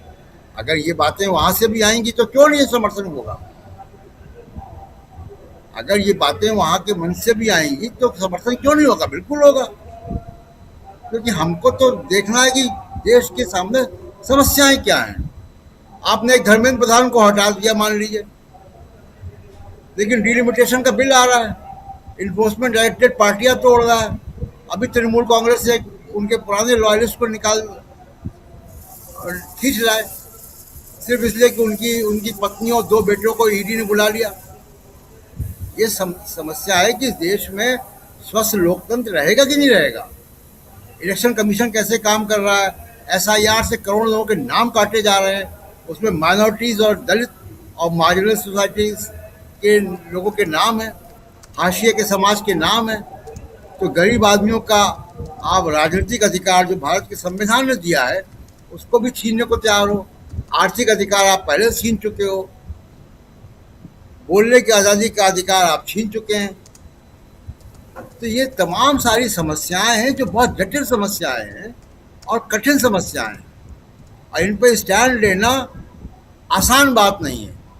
हम DB राय में बैठ के यहाँ स्टैंड लेते हैं, तमाम चीज़ों पर स्टैंड लेते हैं और बहुत लोगों का बुरा भला सुनते हैं, लेकिन जो देश हित में है, जो भारत के संविधान के हित में है, जो किसान के हित में है, जो छात्र के हित में है, सबके हितों का ख्याल रखना पड़ता है। हम ऐसी कुर्सी में बैठे हैं जहाँ सिर्फ हम एक किसी व्यक्ति को नहीं देख सकते और जिसकी पृष्ठभूमि बड़ी अजीब सी हो। मुझे अभी तक, मैं कल से सोच रहा हूँ, मुझे अभी तक समझ में नहीं आया कि जो लोगों को न्योता दिया गया वहाँ बोलने के लिए मंच से, उसमें JP नड्डा और नितिन नवीन क्यों हैं? ये क्या डील है? वो वहाँ आएंगे तो क्या बोलेंगे? क्या वो धर्मेंद्र प्रधान का इस्तीफा मांगने आ रहे हैं वहाँ पे? उनका नाम कैसे रखा गया? ये दिखाता है कि वहाँ जो आयोजक है, जो उनकी कमेटी है, जो भी लोग हैं, उनमें राजनीतिक परिपक्वता कम है। इसलिए उटपटांग बातें, अजीब अजीब सी बातें वहाँ से आती हैं। कोई मुझे कन्विंसिंग जवाब देते कि वहाँ पे नितिन नवीन, JP नड्डा को क्यों बुलाएंगे आप? ये कौन सी राजनीतिक लड़ाई आप लड़ रहे हैं? किससे लड़ रहे हैं? जी राजीव, बिल्कुल बिल्कुल आप सही कह रहे हैं। ये सवाल याद कीजिए कि कल मैंने भी उठाया था कि आखिर क्यों इस लिस्ट में ये नाम क्यों, समझ में नहीं आया। JP नड्डा वो तो अभी आज की तारीख में अध्यक्ष भी नहीं हैं पार्टी के, लेकिन ठीक है, चलिए आगे बढ़ें। अमलेंदु जी, तमाम तस्वीरें जंतर मंतर की आप देख रहे हैं, तस्वीरें लेकिन उधर से भी आ रही हैं। आज 15 तारीख है, परसों राहुल गांधी की सभा, वहाँ राहुल गांधी की का जो विशेष आयोजन है, कार्यक्रम है, वो हो पाएगा या नहीं हो पाएगा, उस पर भी अभी संदेह के बादल हैं। लेकिन इन सब के बीच देश में सियासी हलचल काफ़ी तेज़ है। देखिए, अलग अलग लोग अलग अलग ढंग से पहले दिन से हम लोग कह रहे हैं कि मंच के नीचे, जंतर मंतर में मंच के नीचे जो लोग आ रहे हैं वो बहुत ही खुले दिल से, दिल के अंदर किसी ढंग का पाप नहीं, दिल के अंदर बिल्कुल साफ दिल से वो आ रहे हैं और उनकी अपनी समस्याएं हैं, उन समस्याओं को लेके आ रहे हैं। इतने लोग, अभी तक 45 लोग अगर अनशन कर चुके, किसी का टूट गया, कोई अभी भी बैठा हुआ है, अभी हमारे साथी इकरार दिखा रहे थे, तो ये सब कुछ हम लोग देख रहे हैं। लेकिन उसके बाद भी देश में एक तरफ नरेंद्र मोदी की सरकार जो चूं नहीं कर रही, जो इधर से उधर टस से मस नहीं, एक बार पूछने नहीं गई, एक बार इस पर कोई बातचीत नहीं, ऐसी सरकार के सामने आमरण अनशन पर बैठना क्या खतरनाक नहीं है? एक बड़ा सवाल ये। लेकिन दूसरी तरफ आखिर क्या कारण है कि राहुल गांधी को या कांग्रेस पार्टी को ऐसे आयोजन के लिए, वो भी दिल्ली में नहीं, देहरादून में मंच उपलब्ध नहीं कराना, मैदान उपलब्ध नहीं कराना? ये तो और भी आश्चर्यजनक है। आखिर देश की सियासत में चल क्या रहा है अमलेंदु जी? राजीव जी, वो विज्ञापन आता है, क्या चल रहा है, तो फॉग चल रहा है। तो ऐसा ही कोई फॉग चल रहा है राजीव जी देश की सियासत में भी। अभी किस रंग का फॉग है ये देखना पड़ेगा कि फॉग जो है किस रंग का है। देखिए राजीव जी, बड़ी मजे की बात यह है कि राहुल गांधी तो खैर उनको वहां नहीं मिल रही है अनुमति, अब दूसरी जगह मिल रही है। नहीं मिलेगी तो भी राहुल गांधी जाएंगे, रोका जाएगा तो वो देखा जाएगा, और हो सकता है लाठीचार्ज हो, राहुल गांधी पे भी लाठी चले, ये भी हो सकता है, कुछ भी हो सकता है। तो वहां तो लाठी राजी भी चलने की नौबत है, और जहां जहां भी हो रहे हैं कार्यक्रम वहां है इस तरीके से। अब जहां कोटा में कार्यक्रम हुआ था, उसके बाद जो आयोजक थे उनको वहां परेशान किया जा रहा है, इस तरह की खबरें भी आ रही हैं। जो छात्र गए थे उनको परेशान वहां के कोचिंग माफिया जो है वो कर रहे हैं, ये भी खबरें आ रही हैं। इस तरह की सारी चीजें आ रही हैं। तो लेकिन यहाँ राजीव जी जो संकट है असली, वो असल में ये है, मुझे लगता है राजीव जी कि ये सब जो एनजीओ माफिया हैं, ये सब यहाँ जुट गए हैं एक तरीके से देखा जाए। और सोनम वांगचुक भी एनजीओ वाले ही हैं मूलतः, तो उनका एनजीओ ही है, उसी एनजीओ को लेकर ही वो काफी कुछ जारी किया गया था, वो एफसीआरए क्या रद्द करना और वो उनको नोटिस देना कि वो सब ले लिया जाएगा आपका। असल में राजीव जी ने एनजीओ ने आंदोलनों को जो है कहा जाए उसका भ्रष्ट कर दिया है, मतलब आंदोलन की परिभाषा ही बदल दी। अब एनजीओ के तरीके से कोई भी आप धरना कीजिए तो 5 लाख रुपए से कम का धरना नहीं होता है, वरना राजीव जी 10 रुपए में धरना हो जाया करता था। तो ये सब चीजें काफी कुछ बदलती जा रही हैं। तो अब राजीव जी यही संकट है कि यहाँ तो बैठे हुए हैं लोग आराम से, यही कहा जाएगा सोनम वांगचुक अगर राजीव जी उस मंच से हटा दिए जाए तो उस मंच पर है क्या? अगर सोनम वांगचुक उस मंच पे नहीं हो तो उस मंच पे कौन है, मतलब क्या है उस मंच के पास? आपने बताया कि साहब आपके 2.5 करोड़ फॉलोअर्स हो गए हैं, तो 2.5 करोड़ फॉलोअर्स से आपने अपील भी कर ली, आ जाओ वही माताओं बहनों दिल्ली से निकल कर आ जाओ, ये भी कह ली। 22 लाख जो छात्र जिनके पेपर लीक हुए उन्होंने दोबारा परीक्षा भी दे दी। उन 22 लाख में से राजीव जी 10,000 तो दिल्ली में होंगे कम से कम जिन्होंने परीक्षा दी होगी, बल्कि ज्यादा ही होंगे। उन 10,000 में से 1,000 आपके साथ आ जाते। समस्या राजीव जी यही है कि सोशल मीडिया के जरिए आप अपनी बात तो फैला सकते हैं कि भाई हम ये बात कह रहे हैं, लेकिन आप उसके जरिए ये चाहें कि आप बिना कोई सांगठनिक रूपरेखा तैयार किए हुए और बिना जमीन पर काम किए हुए आप कोई तूफान ला देंगे तो वो किसी भी हाल में संभव नहीं है। राहुल गांधी एक राजीव जी 140 साल पुरानी पार्टी है, उसके नेता हैं, पूरे देश भर में आंदोलन चल रहा है। प्रशांत जी ने कल बताया ही कितनी जगहों पे जो है वो प्रदर्शन हो चुके, कितने लोग गिरफ्तार हो चुके, कितनों पे लाठीचार्ज हो चुका, सब उन्होंने पूरा स्टेटिक्स जो है उसका आंदोलन का सब रख दिया कल सामने। तो ये राजीव जी जो हो रहा है तो ये इसलिए हो पा रहा है चूंकि वो एक राजनीतिक आंदोलन है, संगठन है। तो बिना संगठन के आंदोलन कोई नहीं चला करते, और अगर जो स्वतःस्फूर्त आंदोलन होते हैं तो वो सोशल मीडिया से इस तरीके से नहीं होते हैं। तो ये राजीव जी मुझे लगता है कि बड़ा अंतर है। अब सोनम वांगचुक साहब की तबीयत खराब हो रही है, बिल्कुल ठीक है, तबीयत खराब हो रही है, उनको बचाया जाना चाहिए। और प्रशांत जी ने बिल्कुल बहुत वाजिब सवाल उठाया कि कल को अगर मोहन भागवत भी जो है वो बैठ जाए आमना अनशन पे तो क्या उनको भी ले आकर जूस पिलाए राहुल गांधी की, भाई आप भी जो है पीजिए। फिर आखिर आपने जब शुरू किया था अपना अनशन, तो क्या आपने राहुल गांधी से पूछा था या कहा था आपने राहुल गांधी से कि राहुल गांधी जी आप भी आइए? अब आप चिट्ठी लिख रहे हैं अगर अनशन के 17वें दिन, तो इन 17 दिनों के बीच में क्या आपने राहुल गांधी से कोई संपर्क किया था? कांग्रेस से आपने कोई संपर्क किया था? कोई चिट्ठी भेजी हो तो बताइए भाई आपने चिट्ठी भेजी। दूसरी बात, आपका बाद में शुरू हुआ, उनका तो जिस दिन पेपर लीक हुआ था उसी दिन उनका आंदोलन शुरू हो गया था। तो आप यहाँ आकर बैठे, तो आप उनके आंदोलन में क्यों नहीं चले गए? आप जंतर मंतर पर अगर राजीव जी आईसा, एसएफआई और एआईएसएफ के लोगों को हटा दीजिए, तो कॉकरोच जनता पार्टी जो है, मतलब जिसके उस पे आह्वान पे सब तंबू तना हुआ है, उसके कितने लोग यहाँ पर हैं? तो भाई राहुल गांधी आपके शामिल क्यों नहीं, आप क्यों नहीं शामिल हुए कांग्रेस के किसी आंदोलन में? इसलिए कि वहां लाठी चल रही थी, अमलेंदु जी जरा रोकना चाहूंगा, मैं चाहता हूं जरा उधर चले, जल्दी से जंतर मंतर चलें, क्या चल रहा है जरा देखते हैं, और फिर स्वामी जी आपके पास भी आता हूं, जल्दी जल्दी आता हूं, जरा चलते हैं जंतर मंतर।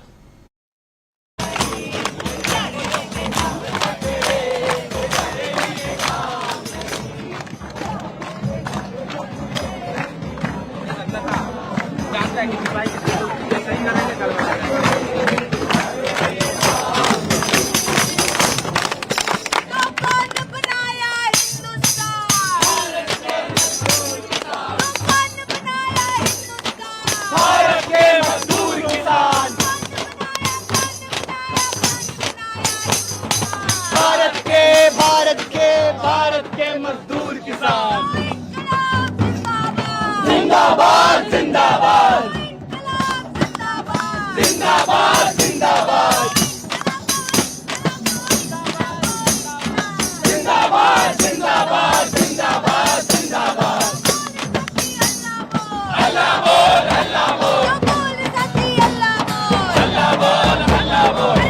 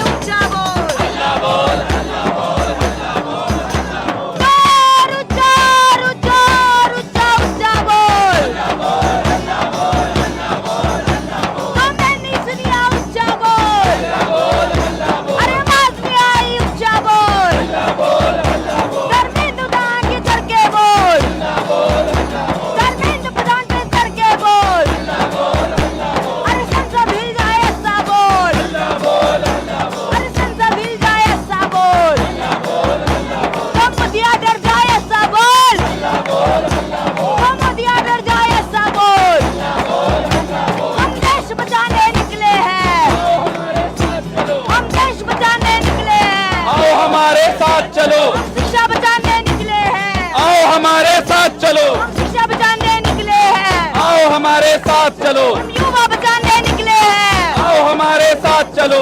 युवा बचाने निकले हैं, आओ हमारे साथ चलो। भविष्य बचाने निकले हैं, आओ हमारे साथ चलो। भविष्य बचाने निकले हैं, आओ हमारे साथ चलो। दूर खड़े हो पास चलो, आओ हमारे साथ चलो। तो सुन रहे थे यहाँ ये चल रहा है लगातार जंतर मंतर पे, ये चलना भी चाहिए। अगर आप धरना प्रदर्शन में हैं तो ऐसे जोशीले नारे लगाए जाते हैं और डफली की थाप पे ऐसे नारे लगते हैं। एसएफआई के लोग हैं यहाँ और छात्र हैं, छात्र विंग, और जो यहाँ पर नारे लगा रहे हैं। लेकिन जल्दी से स्वामी जी क्या कहेंगे, ये इन नारों को सुन रहे हैं आप, क्या कहेंगे इस पे? नहीं राजीव जी, युवा जो हैं स्फूर्तिवान हैं और नारे अच्छे लगा रहे हैं, जोशीले लगा रहे हैं, लेकिन असली मुद्दा जो है वो वही है कि एकजुट होकर अगर देश की एक आवाज बने और उस आवाज से ये जो तानाशाह सरकार है इसको रिप्लेस करने की बात हो। लेकिन जो कंट्रडिक्शंस दिख रहे हैं वो देखिए, इन बच्चों के जो मकसद हैं, इनका जो मंतव्य है, उस पर कोई शक नहीं कर सकता। ये बिल्कुल आप लोग जो डीबी लाइव में डिस्कस करके कह रहे हैं, जो मंच के नीचे बैठे हुए लोग हैं, ये बच्चे जो हैं, बिल्कुल अमानी बात है, ये युवा जब होते हैं, हम भी जब युवा थे हम बड़े ईमानदार थे, धीरे धीरे कंप्रोमाइज करते करते पराभव होता जाता है। बच्चा जो है हमेशा बिल्कुल निष्पाप होता है और बड़ा साफ मन का होता है। यही जयप्रकाश नारायण ने भी कहा था, युवा ही हैं जो कि ईमानदार होते हैं, उसके बाद आदमी के अंदर बेईमानी आती जाती है। इनके मंतव्य, इनकी इच्छा शक्ति पे कहीं कोई प्रश्न नहीं। लेकिन जैसे अभी चर्चा हुई, जो बैठे हुए हैं, क्योंकि देखिए अब जो समस्या बड़ी विचित्र होती जा रही है, क्या भारतीय जनता पार्टी अपना अपोजिशन खुद क्रिएट कर रही है। अब जैसे चंद्रशेखर आजाद साहब की बात हुई, चंद्रशेखर आजाद साहब इंडिया गठबंधन में नहीं है। अब हो सकता है ओवैसी साहब का भी कल संदेश आ जाए कि मैं भी 20 तारीख को ज्वाइन करूंगा, मैं भी आपके साथ रहूंगा, क्योंकि देखिए इसमें सिंबल जो बन गए हैं वो बन गए हैं सोनम वांगचुक साहब। और हमारी बात है कि सोनम वांगचुक साहब के बारे में जो देश के अंदर एक छवि है उनकी बहुत अच्छी है, जैसे अन्ना हजारे की भी एक छवि बनाई गई थी, बड़ी अच्छी छवि है। तो वो बेचारे तो देखिए ऊपर बैठे हुए। लेकिन मैं एक कल्पना कर रहा था कि अगर मान लीजिए मैं भूख हड़ताल पे होता, आमरण अनशन पे होता, तो 48 घंटे के बाद मुझे ढपली अपली की आवाज़ें बहुत ज़्यादा अच्छी न लगती, मुझे शांति अच्छी लगती। वहाँ पे अगर भजन होते, शांति की बात होती, तो मुझे अच्छा लगता है कि चलिए बच्चे हैं, बच्चे अपने ओजस्वी भाव में रहते हैं, अपने हिसाब से काम करते हैं। लेकिन देखिए ये बात बिल्कुल सही है, इसमें कंट्रडिक्शंस बहुत ज़्यादा दिख रहे हैं। और अगर ये बच्चे चाहते हैं कि एकजुट होकर राहुल गांधी इनके लिए संदेश दें, तो आप देहरादून के अंदर जो ये प्रोटेस्ट हो रहा है, कल एक अभिजय दीपिके जो है एक स्टेटमेंट दे दें कि देहरादून उत्तराखंड के अंदर जितने लोग भी जो हैं, जो लेफ्टिस्ट हैं या जो सारे कॉकरोच जनता पार्टी से सहानुभूति रखते हैं राहुल गांधी की यात्रा। और एक चीज़ तो देखिए राजीव जी, मैं स्पष्ट बता दूं, क्योंकि मेरा बैकग्राउंड जो है आधा, मेरा जो जीवन है वो उत्तराखंड का ही है, पहाड़ी हूँ आधा में। तो ये देखिए उत्तराखंड की प्रवृत्ति को आप देख लीजिएगा। 17 तारीख को तो शायद हम लोग उसको कवर ना कर पाए, 18 तारीख को देखेंगे, या आपका अगर वहाँ कोई कवर करने जाएगा। ये ऐतिहासिक रैली होने वाली है, ऐतिहासिक मीटिंग होने वाली है, और उत्तराखंड के लोग दिखा देंगे कि उत्तराखंड की सरकार भी बदलने वाली है। और ये कभी ओवैसी साहब की पार्टी, कभी आम आदमी पार्टी, कभी हुमायूं कबीर की पार्टी, कभी और इस प्रकार की पार्टियां जो भारतीय जनता पार्टी को मदद करने की कोशिश करती है, वो सफल नहीं होंगी। और राहुल गांधी की मीटिंग मेरे ख्याल से ऐतिहासिक होगी, और 17 तारीख को देश की राजनीति एक करवट लेगी, जिसको हम आप देखेंगे। हमारी टीम जा रही है स्वामी जी वहाँ कवर करने के लिए। तो हमारी टीम रहेगी उत्तराखंड में, देहरादून में, इसको कवर करेंगे हम लोग, बिल्कुल करेंगे। और जो आप कह रहे हैं बहुत महत्वपूर्ण है, क्योंकि एक ऐतिहासिक रैली होने वाली है, क्योंकि इसमें पहले से ही अगर इसको रोकने की कोशिश हो तो समझ सकते हैं कि आगे क्या होगा। क्योंकि लोक भवन कह दिया गया है, यानी जहां राज्यपाल रहते हैं, कि अगर ये जगह नहीं तो फिर हम वहां जाएंगे। तो यहाँ बहुत खींचतान अभी देहरादून में होने की उम्मीद है।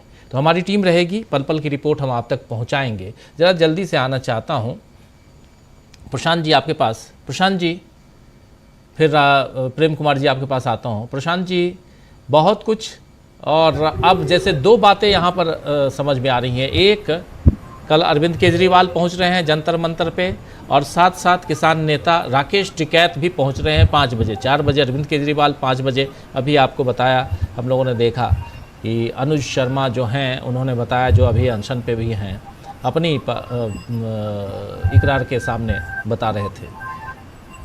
क्या यहाँ से इधर भी जोर ज़्यादा दिखाई देने वाला है? और ये अब 20 तारीख जैसे जैसे नज़दीक है, वैसे वैसे जंतर मंतर पे जो भीड़ है, जो लोगों का जुटान है, वो ज़्यादा हम देखने जा रहे हैं। और ऐसे में सियासत पर इसका कितना असर पड़ सकता है, और ख़ासकर जो मोदी सरकार है उस पर कितना असर पड़ सकता है, और मामला चूंकि कोर्ट में भी अब है, उसको कैसे देखा जाए? अनम्यूट कर लीजिए जी। ठीक है, ठीक है, ठीक है। तो बिल्कुल निश्चित तौर पर असर पड़ेगा सियासत पे, लेकिन ये भी सामने सवाल है जो हम लोग उठा रहे हैं कि दिल्ली पुलिस अभिजीत दीपके को एयरपोर्ट पर जाके परमिशन देती है, और उत्तराखंड में, देहरादून में कांग्रेस को की परमिशन वापस ले लेती है। दोनों जगह बीजेपी की सरकार है, और अभी भी वो 17 तारीख को क्या करेंगे हमको पता नहीं है। क्या वो ठीक ठाक रैली होने देंगे कि नहीं होने देंगे? तो उससे बड़े संदेह जाता है कि क्या ये कोई अपोजिशन की पॉलिटिक्स में दो धाराएं बनाने की का प्रयास हो रहा है, लेकिन मुझको लगता है कि ये सब कामयाब नहीं होगा। लेकिन 1 मिनट आपकी बात का जवाब दूं तो 1 मिनट में बता दूं कि जंतर मंतर जो बहुत हमारे दर्शक हैं और इकरार तो दिखाते ही हैं, लेकिन ज़रा मैं बता दूं कि बहुत दर्शक जानते नहीं होंगे कि वहाँ का कैसी संरचना है। जब भी ढपली वाले बच्चे बैठे हुए हैं, ये जंतर मंतर की रौनक है। ये नारे लगाते हैं, ये गीत गाते हैं, क्रांतिकारी गीत गाते हैं। इसमें आयसा के लोग हैं, SFI है, AISF है और KYS है, क्रांतिकारी युवा संगठन शायद। तो ये लोग हैं और ये वामपंथी लोग हैं। ये वामपंथी लोगों की वजह से वहाँ पे ये क्रिएटिव जो पोस्टर आपको दिखाई देते हैं, जो नारे, जो गीत, वो इन लोगों की वजह से होते हैं और उससे भीड़ भाड़ भी दिखाई देती है। और एक मंच है जिसमें सोनम वांगचुक जी लेटे रहते हैं और वहाँ पे कभी कभी दीपके दिखाई देते हैं।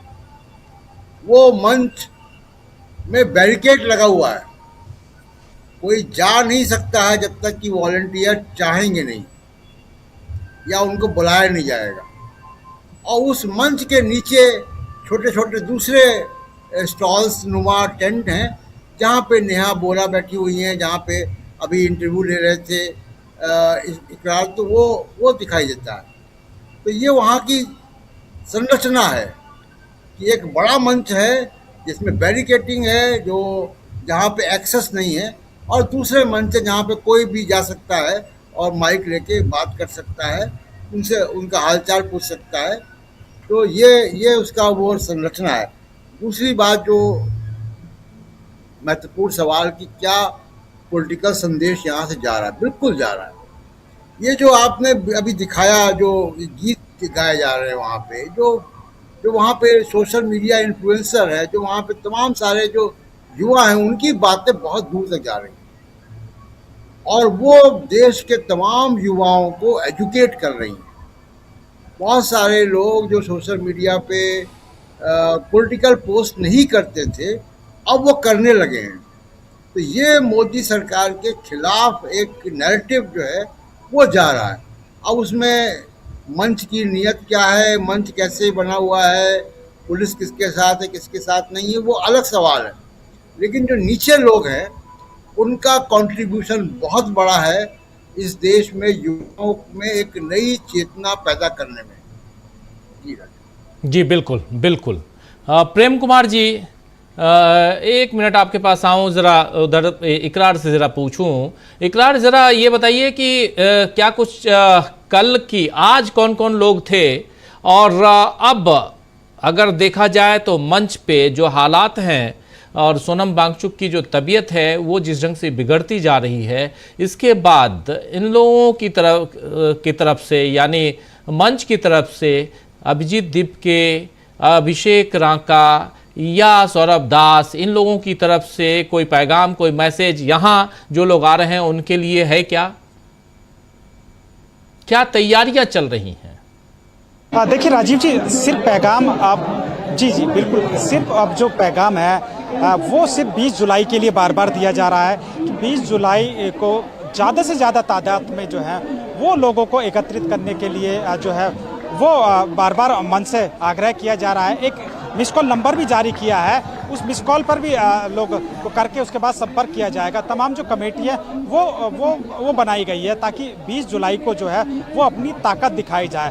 दरअसल बार बार इस बात को लेकर मन से भी बार बार जो CJP के जो लोग हैं वो इस बात को कहते हैं कि लोग हमसे यूँ कह रहे हैं कि लोग ज़्यादा नहीं है जंतर मंतर पर, या इस तरीके की तमाम जो बातें आ रही है उसको लेकर लगातार जो है, जैसा अभी आपने खुद राका की जो आशुतोष राका है उनकी एक बात सुनाई कि किस तरीके से जो है दिल्ली पुलिस वो साजिश कर रही है लगातार इस प्रोटेस्ट को ख़त्म करने के लिए। तो लगातार जो है अब जो फोकस राजीव जी वो सिर्फ 20 जुलाई के लिए टिक गया है। वही जो सबसे बड़ी बात है, आज अगर हम जो लोगों की बात करें थे, कुणाल कामरा यहाँ पहुँचे थे, आप जानते हैं कॉमेडियन और किस तरह से उनका जो रुतबा है, तो उनको देखने के लिए भी बड़ी संख्या में जो लोग हैं वो यहाँ स्टैंड अप कॉमेडी वो करते हैं, उनको देखने के लिए बहुत संख्या में युवा है। वही आज़ाद समाज पार्टी के जो संस्थापक हैं उनको सुनने के लिए लोग आए। तो अब जो फोकस है, क्योंकि जो भी यहाँ आ रहे हैं वो सभी लोग 20 जुलाई के लिए बार बार कह रहे हैं, लेकिन उसके साथ साथ जो सोनम वांगचुक की सेहत को लेकर भी चिंतित है, क्योंकि राजीव जी लगातार उनका जैसा कि आज उन्होंने मेडिकल बुलेटिन में बताया कि 8.5 किलो के आसपास उनका वजन गिर गया है, शुगर लेवल लगातार डाउन हो रहा है और उनकी स्थिति जो है वो अब बहुत ज़्यादा जो है वो ख़राब होती दिख रही है। अब ऐसे में राजीव जी जो डॉक्टर्स हैं वो हॉस्पिटल में एडमिट होने की अब सलाह देने लगे हैं। तो जो सीजेपी के जो लोग हैं या जो लोग आ रहे हैं वो सोनम वांगचुक से बार बार यही अपील कर रहे हैं कि आप अपने ना प्रोटेस्ट खत्म कर दीजिए, क्योंकि राजीव जी अभी भी 20 जुलाई में अगर हम बात करें तो 5 दिन है अभी, और 5 दिन तक जो सोनम का जी राजीव जी, तो लगातार जो है अगर सोनम की हेल्थ की अगर बात की जाए तो लगातार गिर रही है। अब इस दौरान कितना सोनम अपने आप को स्वस्थ महसूस करेंगे, ये कितना वो करेंगे, कहीं ऐसा भी जो सीजेपी की तरफ से आशंका जताई जा रही है कि हो सकता है कि इनको ज़बरदस्ती जो है वो हॉस्पिटल में एडमिट करवा दिया जाए। तो यानी ये शंका लगातार बनी है, लगातार जिस तरीके से गुंडे भेजने की बात हो रही है वो लगातार की जा रही है मंच के माध्यम से, और लोगों को 20 जुलाई को ज़्यादा से ज़्यादा संख्या में आने की अपील की जा रही है। कल का दिन राजीव जी लास्ट अपडेट में आपको बताऊं, कल का दिन जो है वो बहुत महत्वपूर्ण है, क्योंकि कल खुद अरविंद केजरीवाल यहाँ पहुँच रहे हैं। अरविंद केजरीवाल के साथ साथ जो है राकेश टिकैत वो भी यहाँ पहुँच रहे हैं, और उनके साथ साथ कई और जो एजुकेशन जो यूट्यूब पे शिक्षा पढ़ाते हैं वो भी पहुँच रहे हैं। कुछ बॉलीवुड के लोग भी लगातार यहाँ पहुँच रहे हैं, और कल एक आह्वान किया गया है कि मास जो है वो अनशन किया जाए, यानी ज़्यादा तादाद में जो है वो अनशन किया जाए जो लोग यहाँ पर मौजूद हैं। दरअसल कुछ दिन पहले सोनम वांगचुक ने भी खुद अपील की थी कि यहाँ जो लोग बैठे हैं वो भी एक दिन का अनशन करें। तो लगातार इस सरकार के ऊपर दबाव बनाने की कोशिश हो रही है। जैसे जैसे दिन बीत रहे हैं राजीव जी, सरकार के खिलाफ नाराजगी जो है वो बहुत ज़्यादा बढ़ रही है। हम मंच से नीचे की अगर बात करें, भले ही मंच पर कोई बात ना करे प्रधानमंत्री के इस्तीफे की या सरकार की, लेकिन नीचे जो लोग हैं वो चाहते हैं कि ये सरकार बदले, प्रधानमंत्री खुद इस्तीफा दे, प्रधानमंत्री इसकी जिम्मेदारी लें, और जो तमाम जिस तरीके के भ्रष्टाचार के जो लगातार जो आरोप लग रहे हैं उनकी जिम्मेदारी ले। तो जो नीचे का जो एक तरह से हम बात कर रहे हैं बार बार, ये लोग हैं ये पूरी ईमानदारी के साथ इस प्रोटेस्ट में शामिल हैं और पूरी ईमानदारी से अपनी बातें रख रहे हैं। ये दरअसल वो लोग हैं जिनको जेन्युइन में दिक्कत है, जिनको परेशानी है, जो कि इससे पीड़ित हैं, ऐसे लोग राजीव जी यहाँ पहुँचे हैं। बिल्कुल, बहुत शुक्रिया आपका इकरार, बहुत शुक्रिया। जरा आना चाहता हूँ अब प्रेम कुमार जी आपके पास। प्रेम कुमार जी, यहाँ सुन रहे थे आप इकरार को, और ये साफ समझ में आता है कि दो यहाँ पर महत्वपूर्ण पॉइंट्स जो हम लोग लगातार शुरुआत से चर्चा कर रहे हैं, एक यहाँ जंतर मंतर पे, और जंतर मंतर पे एक जगह, ऐसी जगह जहाँ लोग आ रहे हैं, जहाँ लोग चाहते हैं कि उनकी परेशानियां दूर हों, और दूसरा राहुल गांधी जो कर रहे हैं वो पूरा का पूरा वो कैंपेन है, वो जंग है जिसमें छात्रों को लेकर, क्योंकि जंतर मंतर सिर्फ छात्रों का मामला नहीं रह गया है, इस बात को अपने को समझना होगा। जंतर मंतर पे अलग अलग ढंग से अलग अलग लोग आ रहे हैं। छात्रों का मामला राहुल गांधी सेपरेटली कर रहे हैं, यहाँ भी छात्रों से शुरू हुआ ये आंदोलन, अब इस आंदोलन में बहुत कुछ अलग अलग बातें, अलग अलग चीज़ें जुड़ चुकी हैं। ऐसे में क्या और आज जैसे इन्होंने कहा, नगीना के सांसद चंद्रशेखर ने, अगर आप 20 तारीख को देखना चाहते हैं, यहाँ भीड़ चाहिए, हाथ में झंडा नहीं होगा, महापुरुषों की तस्वीरें होंगी, लेकिन यहाँ से लेकर संसद मार्ग तक पैर रखने की जगह नहीं होगी, ये गारंटी मेरी। तो इस ढंग से अगर पॉलिटिकली अगर इन्फ्लुएंस करने की कोशिश की जाए, मैं इसको स्पेशली मेंशन कर रहा हूँ, पॉलिटिकली अगर इसको इन्फ्लुएंस करने की कोशिश की जाए, तो इस आंदोलन को आप कहाँ कैसे देखते हैं? अगर ऐसे ही समाजवादी पार्टी के लोग आ जाएं, ऐसे कांग्रेस पार्टी के लोग कहें, और भी लोग कहें, तो फिर किस दिशा में जाते हुए देखा जाएगा? जी राजीव जी, चंद्रशेखर के पास अभिजीत दीप के गए थे इसलिए कि वो आए और इनको समर्थन करें। तो आंदोलन का जो चरित्र बदल रहा है या बदलने वाला है, इसकी जिम्मेदार वही लोग हैं, अभिजीत दीपके और दूसरे लोग हैं, कि आप चुन के चंद्रशेखर के पास में जाते हैं कि आप मेरे पास आंदोलन में आ जाइए। तो अपने सवाल उठेंगे, देश में इतनी सारी राजनीतिक पार्टियां हैं, उनमें से कितनों के पास गए आप ये निवेदन करने के लिए? तो हम इसको ऐसे देखें कि वो राजनीतिक पार्टी जो स्वतंत्र रूप से छात्रों को के मुद्दों को आवाज दे रही, वो कितनी पार्टी, और ये जंतर मंतर पर चल रहा आंदोलन, इसमें वास्तव में जो छात्र हैं जिनकी आवाज के साथ में ये कॉकरोच पार्टी खड़ी हुई, तो वो छात्र की नुमाइंदगी कितनी? तो केवल पॉलिटिकल आप जमावड़ा कर रहे हैं, इसका मतलब है कि आप वास्तव में जो छात्र हैं उसको अट्रैक्ट नहीं कर पा रहे। तब आप राजनीतिक दलों की ओर मुंह ताक रहे हैं कि आप भी आ जाइए, तो आप भी आ जाइए। ये आंदोलन में उतार चढ़ाव होते हैं, कई बार होता है, लंबा आंदोलन चलता है, कभी बहुत जोश होगा, कभी उत्साह कम हो जाएगा, ऐसा होता है। लेकिन उसी समय धैर्य की परीक्षा भी होती है। मेरे ख्याल से अभिजीत दीपके का चंद्रशेखर के पास जाना, उनके घर जाना, उनसे निवेदन करना कि समर्थन मांगिए, एक बहुत बड़ी राजनीतिक गलती है। राजनीतिक इसलिए कि आंदोलन का स्वरूप एक अलग किस्म से राजनीतिक होता जा रहा है। भाई आप दूसरी बात ये देखिए कि छात्रों के आंदोलन के मुद्दों को लेकर के, जैसे कांग्रेस पूरे देश में अपने स्तर पर आंदोलन करती रही है, तो कांग्रेस ऐसे आंदोलन का हिस्सा क्यों बनना चाहेगी जिसमें वो दल आकर के सिर्फ मंच को हड़प ले कि जिसने कभी छात्रों के साथ में वो जो खड़े ही नहीं, आवाज ही नहीं उठाई। तो यही बात है कि वो नहीं आएंगे, उनके ग्रीवांसेस होंगे, भाई वो आंदोलन कर रहे हैं, उनके वो भी अपोलिटिकल है। तो ये डिफरेंसेस हो रहे हैं, और दरअसल डिफरेंस पैदा करने का वाली जो शक्ति है वो पर्दे के पीछे से काम कर रही है। जिस तरह से ये हालात हो रहे हैं, एक तरफ भोले भाले लोग हैं, छात्र हैं जो अनशन पर बैठे हुए हैं, और एक तरफ वो चतुर सुजान लोग हैं जो पर्दे के पीछे से इस पूरे अनशन का, पूरे कार्यक्रम का अपना राजनीतिक लाभ लेने के लिए बैठे हैं। तो दोनों शक्तियां हैं, जो दिख रही शक्तियां हैं वो ही अपने तनिक फायदे के लिए जुड़ रही हैं, राजनीतिक फायदे के लिए जुड़ रही है, लेकिन जो दिख नहीं रही शक्तियां हैं वो इन सभी शक्तियों का सामूहिक रूप से इस्तेमाल छात्रों के मुद्दों पर जो देश में असंतोष है उसमें पानी फेरने के लिए कर रही हैं। ये बात भी हमें समझ लेना चाहिए।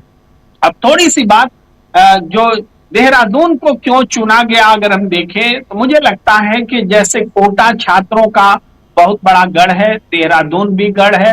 इसके अलावा जो कार्यक्रम तय हैं, रोहतक में भी तय हैं, चंडीगढ़ में भी तय हैं, ये सब छात्रों के गढ़ है, प्रयागराज भी गढ़ है। तो ये छात्रों का जो गढ़ है उसको चुन करके जो छात्रों की गूंज कार्यक्रम को आवाज दी जा रही है, उसको बढ़ाया जा रहा है, वो छात्रों के सेंटर्स चुने गए हैं। और ये देखने वाली बात होगी कि कितने कोटा रिपीट होते हैं या उससे भी बड़ा कार्यक्रम होता है। क्योंकि जो देहरादून में नया जो स्थल चुना गया है, अनुमति दी गई है, वो थोड़ा शहर से हट करके है, बीच शहर में नहीं है। लेकिन जितना बवंडर हुआ है और लोगों ने प्रतिरोध किया है कि परमिशन देने के बाद रद्द क्यों की गई, तो उसके बाद हमें लगता है कि 2.5 लाख लोगों ने रजिस्ट्रेशन किया था इस रैली में शामिल होने के लिए। हो सकता है कि इससे बड़ी संख्या हो जाए, जो देहरादून के हिसाब से बहुत बड़ी संख्या कहलाएगी। और इसी वजह से सरकार डर रही है कि कहीं समांतर जो आंदोलन, देश भर में जो आंदोलन चल रहे हैं, वो जंतर मंतर से बड़ा ना हो जाए। तो जंतर मंतर पर इल्यूजन और कंफ्यूजन जितना वो डाल सकते हैं इस बहाने, वो डालने का प्रयास हो रहा है। जी जी, बिल्कुल बिल्कुल आप सही कह रहे हैं। यहाँ इल्यूजन कंफ्यूजन दोनों चल रहा है, डालने का प्रयास हो रहा है। प्रशांत जी कुछ जोड़ रहे थे, फिर अमलेंदु जी आपके पास आ रहा हूँ।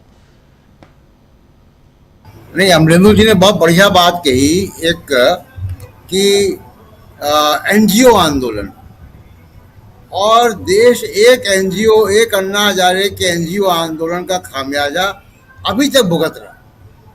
हमारे देश की संवैधानिक लोकतंत्र पे खतरा हो गया, एक बिल्कुल नई लड़ाई। और ये 12 साल, ये 15 हो जाएंगे, देश का विकास पटरी से उतर चुका है। जो संविधान की यात्रा थी वो पटरी से उतर चुकी है। अभी मुख्य मुद्दा तो हम संविधान बचा रहे हैं, हम तो अभी मकान की छत बचाने में लगे हुए हैं। ये एक एनजीओ आंदोलन का देन है कि 15 साल इस देश का विकास, इस देश की संवैधानिक यात्रा पटरी से उतर गई, और दूसरा अन्ना हजारे इस देश बर्दाश्त नहीं कर पाएगा। जी जी जी बिल्कुल। अमलेंदु जी, क्लोजिंग।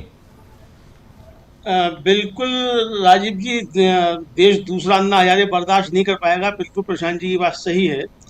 और राजीव जी देखिए, जो अब परिस्थितियां बन रही हैं उसमें एक चीज़ तो साफ नज़र आ रही है कि सरकार के खिलाफ एक बड़ा जो है वो आंदोलन खड़ा हो रहा है। इसमें अब कोई दो राय बची भी नहीं और सरकार इससे निपटने की पूरी कोशिश भी कर रही है। लेकिन जो चंद्रशेखर आज़ाद के यहाँ पहुंचना और चंद्रशेखर आज़ाद का जाकर समर्थन देना, राजीव जी, चंद्रशेखर आज़ाद जो थे ये वो पूर्वी दिल्ली में भी पहुंच गए थे, वो जो आंदोलन चल रहा था CA/NRC के खिलाफ, और जिस दिन पहुंचे थे उस दिन दंगा भी हो गया था। तो भाई जहां जहां पहुंच जाती है, महाराज कृपा करें, अगर वास्तव में ये कोई आंदोलन है तो चंद्रशेखर आज़ाद साहब इस पर मेहरबानी करें, थोड़ी सी जरा कम ही जाएं। और अगर नहीं वैसा ही है जैसा कुछ वहां कराने पहुंचे थे पूर्वी दिल्ली में, तो ठीक है भाई, जो करना वो करो, जिसको जो करना वो करो। लेकिन राजीव जी, ये जो आपने भी कहा कि भाई क्या एक दूसरा पॉलिटिकल जो है फोरम तैयार किया जा रहा है। एक तो राजीव जी, अब जिस तरीके से हिसाब से वो राकेश टिकैत आ रहे हैं, अब जो पर्दे के पीछे से प्रेम कुमार जी कह रहे थे कि संचालित करने वाले हैं, नाम नहीं ले रहे थे, मैं नाम ले लेता हूँ, अरविंद केजरीवाल कल पहुंच रहे हैं पर्दे के पीछे से संचालित करने वाले। तो केजरीवाल कल पहुंचेंगे, अपने चंद्रशेखर आज़ाद साहब पहुंचेंगे, राकेश टिकैत साहब पहुंचेंगे। वो छात्र कहाँ है राजीव जी जिनकी समस्या थी? वो छात्र राहुल गांधी के कोटा में क्यों मिल रहे हैं? वो छात्र देहरादून के लिए रजिस्ट्रेशन क्यों करा रहे हैं? जनता मंत्र पर रजिस्ट्रेशन क्यों नहीं करा रहे? तो ये बड़ा एक जो है, मतलब इसको लेकर पूरा का पूरा अब कंफ्यूजन जो है वो सामने राजीव जी आ चुका है। और मुझे लगता है कि ये कंफ्यूजन दूर होना बहुत ज्यादा जरूरी है। और आंदोलनों को अब समझना भी इस देश के लोगों को पड़ेगा कि आंदोलन क्या होते हैं और कैसे होते हैं। आंदोलनों के पीछे की राजनीति जो है राजीव, जो देश की असली राजनीति है, उससे बहुत ज्यादा खतरनाक है। जी बिल्कुल बिल्कुल। चलिए देखते हैं आंदोलन और आने वाले समय। प्रेम कुमार जी कुछ जोड़ रहे हैं। जी प्रेम कुमार जी। बस एक लाइन जोड़ना चाहता था कि अमलेंदु जी ने पर्दे के पीछे की शक्ति को अरविंद केजरीवाल जी के रूप में देखा। मैं वहां नहीं देख रहा, मैं तो देख रहा था कि किनसे पूछ करके सोनम वांगचुक बैठे हैं। वो मेरा इशारा भारतीय जनता पार्टी की ओर है। पर्दे के पीछे से वही शक्ति इस आंदोलन को संचालित कर रही है। मैं वो साफ तौर पर कहना चाहता हूँ। आप वीके सक्सेना से मिलकर के आपके अनशन करते हैं, आपके धर्मेंद्र प्रधान के साथ में बहुत ट्यूनिंग अच्छी रहती है, आप शिक्षा नीति के समर्थक हैं, और ये पूरा आंदोलन जो है देशव्यापी आंदोलन जो एक बड़ा खड़ा हो सकता था, उसके समांतर ये एक छद्म आंदोलन, सही कह रहे थे टंडन साहब के, जो संविधान बचाने का जो आंदोलन है, छत बचाने का जो आंदोलन है, वहां पर ये धर्मेंद्र प्रधान के इस्तीफे तक सीमित करके एक गुब्बारा यहाँ फोड़ा जा रहा है। और इसका संचालन जो कर रही है वो बीजेपी है, नन अदर देन बीजेपी। जी जी। चलिए देखते हैं इसके पीछे कौन है, अन्ना आंदोलन के पीछे कौन था वो पता चल गया। देश को सब पता चलता है, आने वाले वक्त में सब कुछ पता चलेगा। लेकिन आज किस ढंग से, एक बहुत ही गंभीर सवाल है कि देश के संविधान को बचाना है। संविधान को बचाने की बात इसको लेकर एक आंदोलन के रूप में राहुल गांधी ने भारत जोड़ो यात्रा, फिर भारत जोड़ो न्याय यात्रा, ये सब इसकी शुरुआत की। खासकर संविधान बचाने वाली बात न्याय यात्रा में ज़्यादा थी। अब क्या यहाँ से हम आगे उस चीज़ को भी, उसकी अगली कड़ी को देखेंगे? इस बीच युवाओं का आंदोलन ये कहाँ तक जाता है, सोनम वांगचुक का ये भूख हड़ताल कहाँ तक आगे बढ़ता है, सब कुछ है आने वाले समय में। इन सब पर हमारी पैनी निगाहें हैं और आप तक हम तमाम पल पल की रिपोर्ट पहुंचाते रहेंगे। बहुत बहुत शुक्रिया प्रेम कुमार जी, बहुत बहुत शुक्रिया प्रशांत जी, बहुत बहुत शुक्रिया अमलेंदु जी। साथ में जुड़े थे प्रोफेसर अखिल स्वामी जी, और उधर जंतर मंतर से हमारे साथी इकरार। आप सबका बहुत बहुत शुक्रिया, बहुत धन्यवाद। आप तमाम साथियों, आप सबका भी शुक्रिया अदा करता हूँ। कुसुम कश्यप जी हमारे साथ हैं, हमारे साथ शिव कुमार पारिक जी, पंकज जी हमारे साथ बने हुए हैं दानापुर पटना बिहार से, सुपर चैट बने हुए हैं, और देवेंद्र चटर्जी जी हमारे साथ बने हुए हैं, और महावीर चंद नाहर साहब बने हुए हैं, सोनाराम जी बने हुए हैं, एके हैं, और राजेंद्र बंसोड़े साहब, बख्तावर साहब, नफीसा जी हमारे साथ, कुसुम जी, और वैसे तमाम साथियों, राय मोहन सिन्हा साहब। इस चर्चा को, इस कार्यक्रम को अब यहीं समाप्त करने की इजाज़त चाहता हूं। कल शाम 7 बजे फिर मुलाकात होगी कुछ ऐसी खबरों के साथ, कुछ ऐसे ही पैनलिस्ट दोस्तों के साथ, और आप सबका हमेशा की तरह इंतजार रहेगा। तो जुड़े रहिए हमारे साथ और देखते रहिए DB लाइव। नमस्कार, गुड नाइट, शुभ रात्रि, शब बखैर।